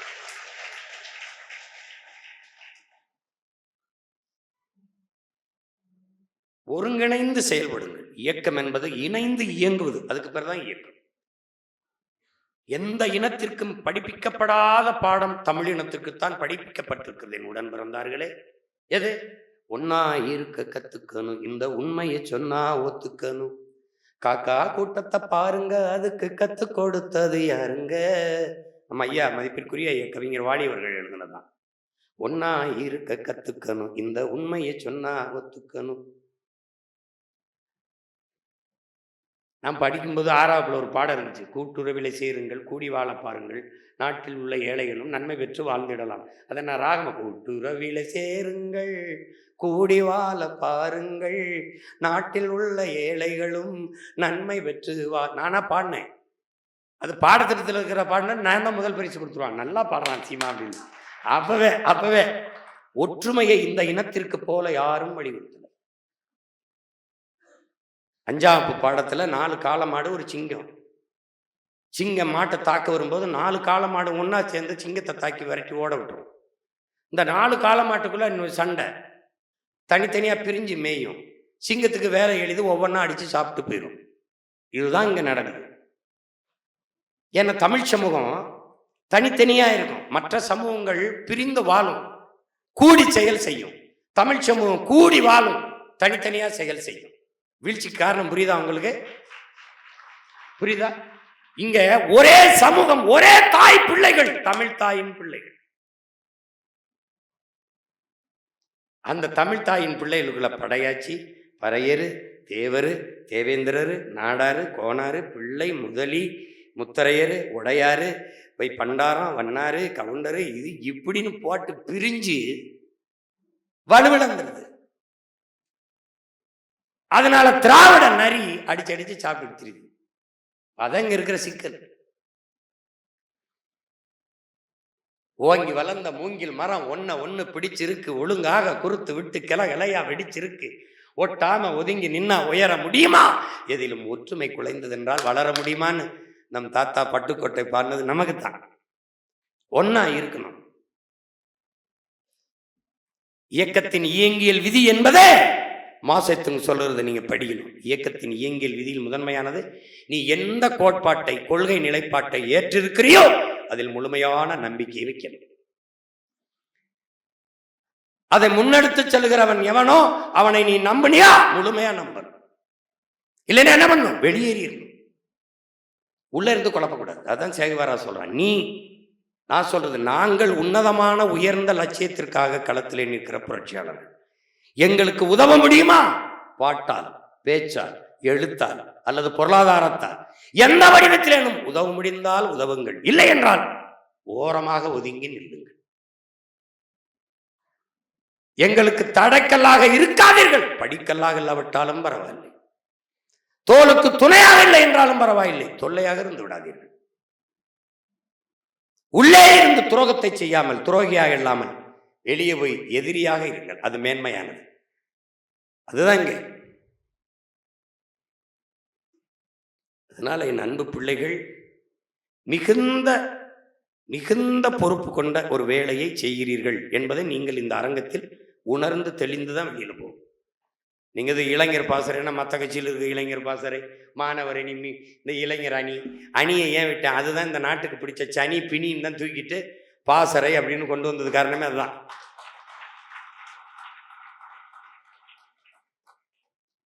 நீங்கள் பசி என்றால் 10 நாள் கிடப்பேன், பயணம் என்றால் 100 நாள் நடப்பேன், இந்த தகுதியை, உடல் உறுதியை வளர்த்துக்கணும்.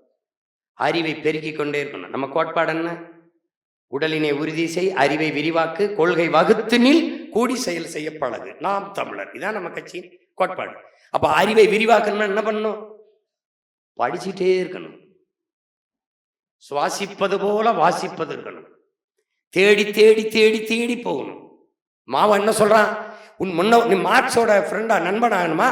Lenin, Engels, Ingersoll, Plato, Aristotle, Socrates, அண்ணல் அம்பேத்கரோட நீ நட்பாகணுமாப்பா?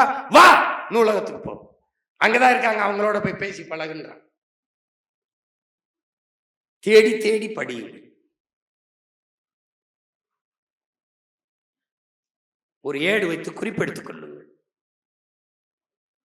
அறிவது அறிவு என் உடன் பிறந்தார்களே. அறிந்த செய்தியை எந்த இடத்தில் எந்த நேரத்தில் எடுத்து இயம்புவது, எடுத்து பேசுவது என்கிறது உணர்த்துவதற்கு பெயர் ஞானம். சிந்திக்காம பேசக்கூடாது, சிந்திச்ச எல்லாத்தையும் பேசியிருக்கூடாது. அது எந்த இடத்தில் எதை பேசணுமோ அதை பொருத்தி பேசுவதற்கு ஆற்றல் தான் ஞானம்ங்கிறார். அதை வளர்த்து கொண்ட ஞான பிள்ளைகளாக என் தம்பி தங்கிகள் வளர்ந்து வரணும். அவங்க கிட்ட நீ அவன்கிட்ட போய் வார்த்தை கொடுக்காத, கொன்றுவான்னு பயப்படணும். அண்ணனை பார்த்து பயந்து சதறான் பாரு, எவனும் தப்பிக்க முடியாது.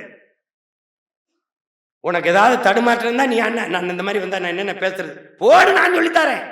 இல்லை நான் பேசி குரல் செய்தி உனக்கு அனுப்புறேன், வச்சு வெளுத்து விடு, அவ்வளவுதான். எனக்கு அதை விட ஒரு வேலை கிடையாது. ஒரு பத்திரிகையாளர் கேள்வியா கேட்டிருந்தார், தம்பி உங்களுக்கு நேரம் நிறைய இருக்கு, வேலை குறைவா இருக்கு. எனக்கு நேரம் குறைவா இருக்கு, வேலை நிறைய இருக்கு, போயிட்டு வரட்டான்ட்டேன். ஏன்னா என் உடன் பிறந்தவனே, அவர்களுக்கு பொழுது போகல, நமக்கு பொழுது போதல. என்னை கேட்குறான், எப்படி தான் என் தம்பிலாம் கார்த்தி கட்டான இந்த நேரத்தை எப்படி மேலாண்மை செய்கிறாரு? பத்தல. எனக்கு இறைவன் ஒருத்தர் நேரம் உனக்கு என்னதான் வேணும்? ஒரு நாளைக்கு 24 மணி நேரத்தை மாற்றி 48 நேரமா வச்சிருக்க. ஏன்னா தம்பி, பாரதி மாதிரி தான். ஏன் இந்த மக்களுக்கு நேரம் நிறைய நேரம் உழைக்க வேண்டியது இருக்கு அப்படின்னு. என் அன்பு பிள்ளைகளே, நீங்க யாருக்கோ வேலை செய்கிறீங்கிற எண்ணத்தை விட்டுருங்க.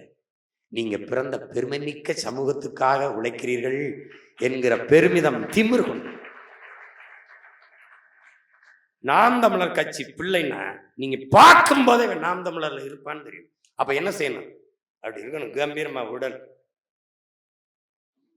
நல்ல பயிற்சி, நல்ல சாப்பாடு, நல்ல படிப்பு எல்லாம். ஏன்னா உடல் ஆரோக்கியம் மிக முதன்மையானது,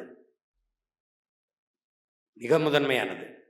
உடல் நலனற்ற செல்வம், உடல் நலனற்ற புகழ், உடல் நலனற்ற பதவி, உடல் நலனற்ற பணம் எல்லாம் பயனற்றது. அதனால ரொம்ப கவனமா இருக்கணும் உடல் நலன்ல. அண்ணே நீங்க இருக்கலான்னு இருக்கேன், நேரம் கிடைக்கும் போதெல்லாம் உடற்பயிற்சி கூடத்திலிருந்து அண்ணன் இன்னைக்கு ஒரு நாளாவது வாங்கினேன், வாரத்துக்கு ஒரு 2 நாளாவது வாங்கினேன். ஏன்னா எங்களுக்கு உற்சாகமா இருக்கு. நேரம் கிடைக்கல, கிடைக்கும்போது உடற்பயிற்சி செஞ்சுக்கணும். என் அன்பு பிள்ளைகள், உடலை பேணி காக்க. உடல் வளர்த்தேன் உயிர் வளர்த்தேன்னு திருமலர் சொல்றது காரணம், பல நுட்பமான வேலைகளை செய்யக்கூடிய ஒரு தொழிற்சாலை உடல். அதை நல்ல அறிவாளி பேணி காப்பான். இது தத்துவம்.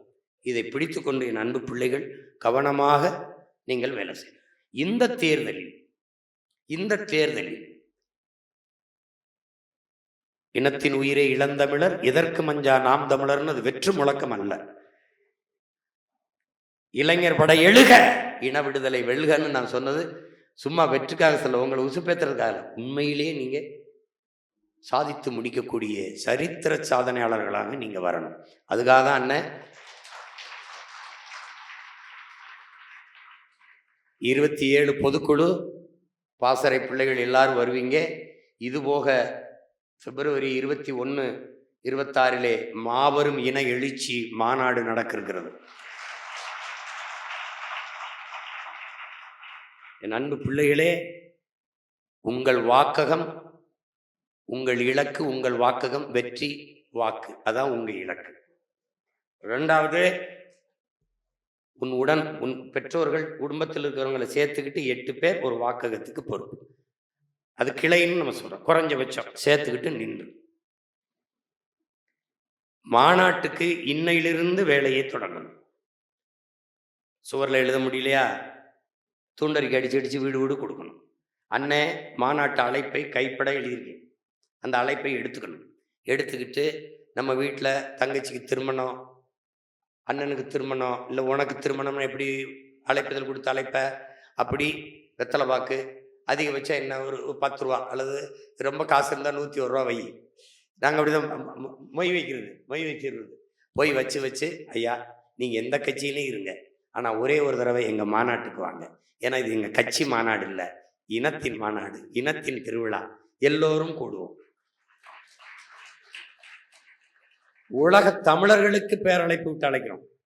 பொதுக்குழுவிலிருந்து உலகத்தமிழ் பேரினத்திற்கு மாபெரும் எழுச்சி மிக்க மாநாடு. உங்களுக்குள்ள இருக்கிறது என்ன வெறி, என்ன வேட்கை, என்ன நடிகனை நேசிப்பவர்கள், நாட்டை நேசிப்பவர்கள். இதுல எந்த கூட்டம் பெரிது என்று காட்ட வேண்டிய பொறுப்பும் கடமையும் உங்களுக்கு.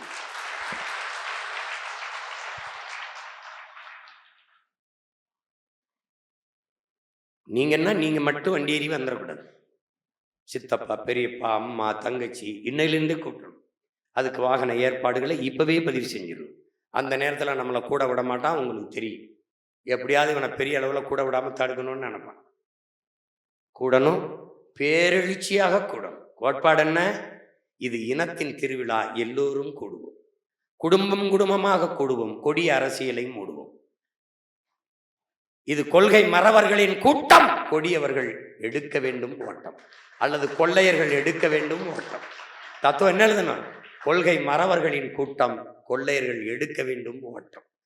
திரும்ப திரும்ப பதிவு செய்து கடிதமாக எழுதுவியோ, அல்லது அலைபேசியில் பேசி அழைப்பியோ, எப்படி பண்ணுவியோ நீ கூட்டி வரணும். வாக்கு சேகரிக்கும் போது தம்பி ஹிம்லர் சொன்னார், எல்லாருக்கும் நான் சொல்கிறது தான், நீங்கள் வாக்குக்கு காசு கொடுக்க முடியாது. காசு கொடுக்கறது நம்ம பழக்கம் இல்லை. அதுக்கு பதிலாக மாறா மரக்கண்ணுகள் வாங்க காசு இல்லைன்னா மரக்கண்ணுகளை கொடையா பெறுங்க. ஒரு நண்பர்கிட்ட, ஐயா 10 மரக்கன்று வாங்கி கொடுங்க, நல்லா இருப்பீங்க. ஒரு 20 மரக்கன்று, ஒரு 10 பூச்செடி, ரோஜா செடி, செம்பருத்தி, துளசி, இந்த மாதிரி செடிகளை எங்களுக்கு வாங்கி கொடுங்கயா. கொஞ்சம் புத்தகம் பரிசாக கொடுங்கயா. இந்த புத்தகங்களை வாங்கி நம்ம அப்பா நம்மாழ்வாரோடது, ஐயா இறையன்போடது, ஐயா எஸ் ராமகிருஷ்ணனோடது, ஆகப்பெரும் எழுத்தாளர்கள் நம்மிடையே நிறைய மேதைகள் இருக்கிறாங்க. அவங்களுடைய எழுத்துக்களை வாங்கி அதை அப்படியே அதில் அன்னை எழுதி கைப்பட வச்சிருக்கேன். ஒவ்வொரு புத்தகமும் ஒரு விதைநெல், அடுத்த தலைமுறைக்காக அதை சேமிப்போம். சுவாசிப்பது போல வாசிப்பது இருக்கட்டும். தொட்டு பார்த்தால் காகிதம், தொடர்ந்து படித்தால் ஒவ்வொரு புத்தகமும் ஆயுதம். இப்படி எழுதி அண்ணன் கையெழுத்து போட்டிருக்கேன். அறிவை தேடி ஓடுங்கள், நாளை வரலாறு உங்கள் நிழலை தேடி ஓடி வரும். அண்ணல் அம்பேத்கர் கீழே கையெழுத்து போட்டிருக்கேன். இந்த புத்தகங்களுக்குள்ள வச்சு கொடுங்க. அதுல சின்ன வேட்பாளர் அப்படி கொடுக்கும்போது கீழே போட மாட்டாங்க, மரக்கண்டை தூக்கி போட மாட்டாங்க. அந்த மரக்கண்டை வைக்கணும்னு தோணும். நீ ரோசா செடி, துளசி செடி, செம்பருத்தி செடி, பூச்செடியை கொடுத்தீங்கன்னா அதை கீழே போட மாட்டாங்க. அப்படி தொட்டியில் சின்னதாக ஒரு மண் சட்டியில் ஒப்பந்தம் பண்ணி பண்ணுங்களா. நம்ம நெகிழிக்கு எதிரானவர்கள் அதை கொண்டு கொடுத்துக்கூடாது. அப்படி கொடுத்து வச்சின்னா அவங்க அதை தண்ணி ஊற்றும் போது நீ உறுதியாக ஞாபகம். அந்த பூ பூக்கிறத பார்க்கும்போது 5 வாக்கு ஒரு வீட்டில் இருந்தாலும் ஒரு வாக்கு உங்களுக்கு போடுவோமே, இந்த பிள்ளைகளுக்கு போடுவோமே. நீ மரக்கண்டை கொடுக்கும்போது அம்மா அம்மா அம்மா இந்த மரக்கண்டுமா, இது நடுங்குமா, மரம் அண்ணன் எழுதியிருக்கேன். கடிதம் எழுதியிருக்கேன். என் கைப்பட சீமான்னு கையெழுத்து போட்டுருக்கேன். பார்க்கும்போது யாருக்கும் எதிரிக்கு கூட வீச மனசு வரும், கீழே போடணும். அது எழுதிருக்கு. அப்போ நீ என்ன சொல்லணும்? கொடுத்தா அம்மா அம்மா இது துளசி செடிமா, துளசி செடி, இதை வழங்கம்மா, நல்ல வாசம் வருமா, அது துளசியிலிருந்து வர வாசம் இல்லைம்மா, உங்கள் பிள்ளைகள் நாங்கள் உங்கள் மேலே வச்சுருக்க பாசம்மா அம்மா. ஒரே ஒரு ஓட்டு இந்த விவசாயிக்கு போடுங்கம்மா, விவசாயிக்கு போடுங்கம்மா அம்மா, விவசாயிக்கு போடுங்கம்மா. அப்போ என்ன பண்ணும்? விவசாயி வெற்றியடைந்தால், வாழ்ந்தால் அவன் மற்றவர்களை வாழ வைப்பான், உணவளிப்பான், வாழ்வளிப்பான். ஒரு ஓட்டுமா. மரக்கண்டு அம்மா, போன தடவை யாருக்கு ஓட்டு போட்டீங்கம்மா? அது முக்கியம் இல்லைம்மா, 5 ஆண்டு நீங்கள் ஓட்டு போட்டு தேர்வு செஞ்ச சட்டமன்ற உறுப்பினர் என்ன பலன் தந்தார்னு எங்களுக்கு தெரியாதம்மா, ஆனால் இந்த மரத்தை நட்டு வழங்கம்மா, 5 ஆண்டுகளில் ஆகப்பெரிய பலனை தரும்மா, இந்த மாவை வழங்கம்மா, இந்த நாவர், இந்த பலா, இந்த கொய்யா, இந்த சப்போட்டாவை வழங்கம்மா, உறுதியாக உங்களுக்கு நல்ல பலனை தரும்மா. இந்த மரம் எப்படி பலன் தருமோ அப்படி உங்கள் பிள்ளைகள் எங்களுக்கு ஒரு ஓட்டை போட்டிங்கன்னா நாங்கள் நல்ல பலனை தருவோம்மா அம்மா. இப்படி நீங்கள் நம் பெற்றோர்களிடத்தில், நம் உறவுகளிடத்தில் அணுகுங்கள் பிள்ளைகளை. ஆனால் நீங்கள் இப்படி வாக்கு சேகரிக்கிறீங்கிறத எடுத்து நீ போட்டினா அடுத்த தொகுதியில் அவ ஆரம்பிச்சிருவான் இதான். இதை நான் சொல்லி 7 மாசம் இருக்குமா 8-9 மாதம் ஒரு கிட்டத்தட்ட ஆயிடுச்சு. ஒருத்தனும் செஞ்சதா தெரியல. ஒரே ஒருத்தர் நம்பி கார்த்திக் மருத்துவர் மட்டும்தான் செய்கிறான். யார் செய்யறா? நீ செய்யறியா? இந்த கார்த்திக் என்னைக்கு செஞ்சான்?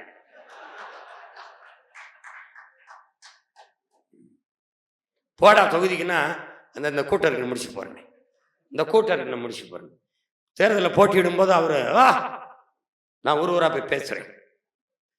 நீ பேசிதான் எனக்கு ஓட்டு வாங்கி கொடுத்தியாடா? டேய் போடா போய் நில்றா, அதெல்லாம் அண்ணன் பேசிக்கிறேன்னு பிடிச்சு தள்ளி விட்டுருக்கு. படையை தகுதி உள்ள தளபதிகள் முன்னின்று வழி நடத்தி போகும். அன்பு பிள்ளைகளே, ஒரு தலைவன் படையை வழி நடத்தினா அந்த படையின் வலிமை வேற. ஒரு தலைவனே படை வழி நடத்துச்சுன்னு வச்சுங்க, படையா இருக்காது, பாடையா தான் இருக்கும். கடைசியா அங்கதான் போய் நிற்கும். என்னப்பா? அதனால இந்த முறையை நீங்க பின்பற்றணும். அது இந்த முறை நம்ம வாக்கு சேகரிக்கிற முறையை மாற்றணும். என் அன்பு பிள்ளைகள்கிட்ட கேட்கறது, விமர்சன அரசியலை விட்டு வெளியேறிடு.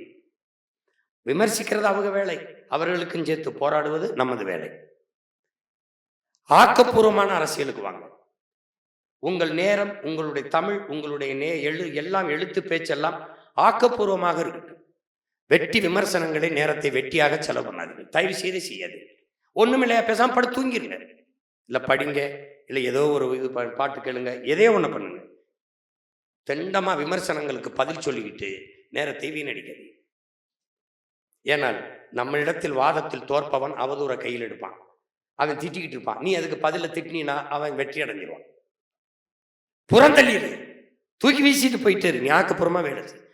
அதனால இவர் ஒழிக அவர் ஒழிக கிடையாது. என் மொழி வாழ்க, என் இனம் வாழ்க, இதுதான் நம்ம கோட்பாடு. அப்ப என்ன பண்ண போறோம்? இந்த முறை நீயே பார்ப்ப, அவன் சரியில்லை இவன் சரியில்லை, நாங்கள் சரியானவர்கள், எங்களை கொஞ்சம் பாருங்க. எங்க ஆட்சியில நாடு எப்படி இருக்குது பாருங்க. சாலை எப்படி இருக்குது, போக்குவரத்து எப்படி இருக்குது, காவல் நிலையம் எப்படி இயங்குது, மருத்துவமனை எப்படி இயங்குது, பள்ளிக்கூடம் எப்படி இயங்குது, எல்லாத்தையும் நாம் தெளிவாக நம் மக்களுக்கு விளக்கி அண்ணன் சொல்லுவேன். அதை எடுத்து நீங்க கொண்டு போய் சேருங்க. தம்பி, 12 சீடர்களை வச்சு உலகம் முழுமைக்கும் இறைமகன் இயேசு கிறிஸ்தவத்தை கொண்டு போய் சேர்த்துற முடியும்னா, இத்தனை ஆயிரக்கணக்கான தம்பி தங்கைகளை வச்சு ஆக சிறந்த கோட்பாட்டை உங்க அண்ணன் கொண்டு சேர்த்துற முடியாதா? சேர்க்க முடியும், நம்மால் முடியும். நம்பிக்கையோடு களத்தில் நிற்கணும். நீங்கள் போட்டியிட்டால் உங்களோடு எல்லோரும் துணை நிற்க வேண்டியது பொறுப்பும் கடமையும்.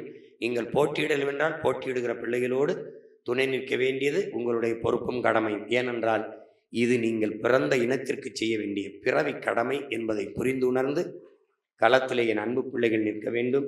புரட்சி எப்போதும் வெல்லும், நம் வெற்றி அதை சொல்லும்.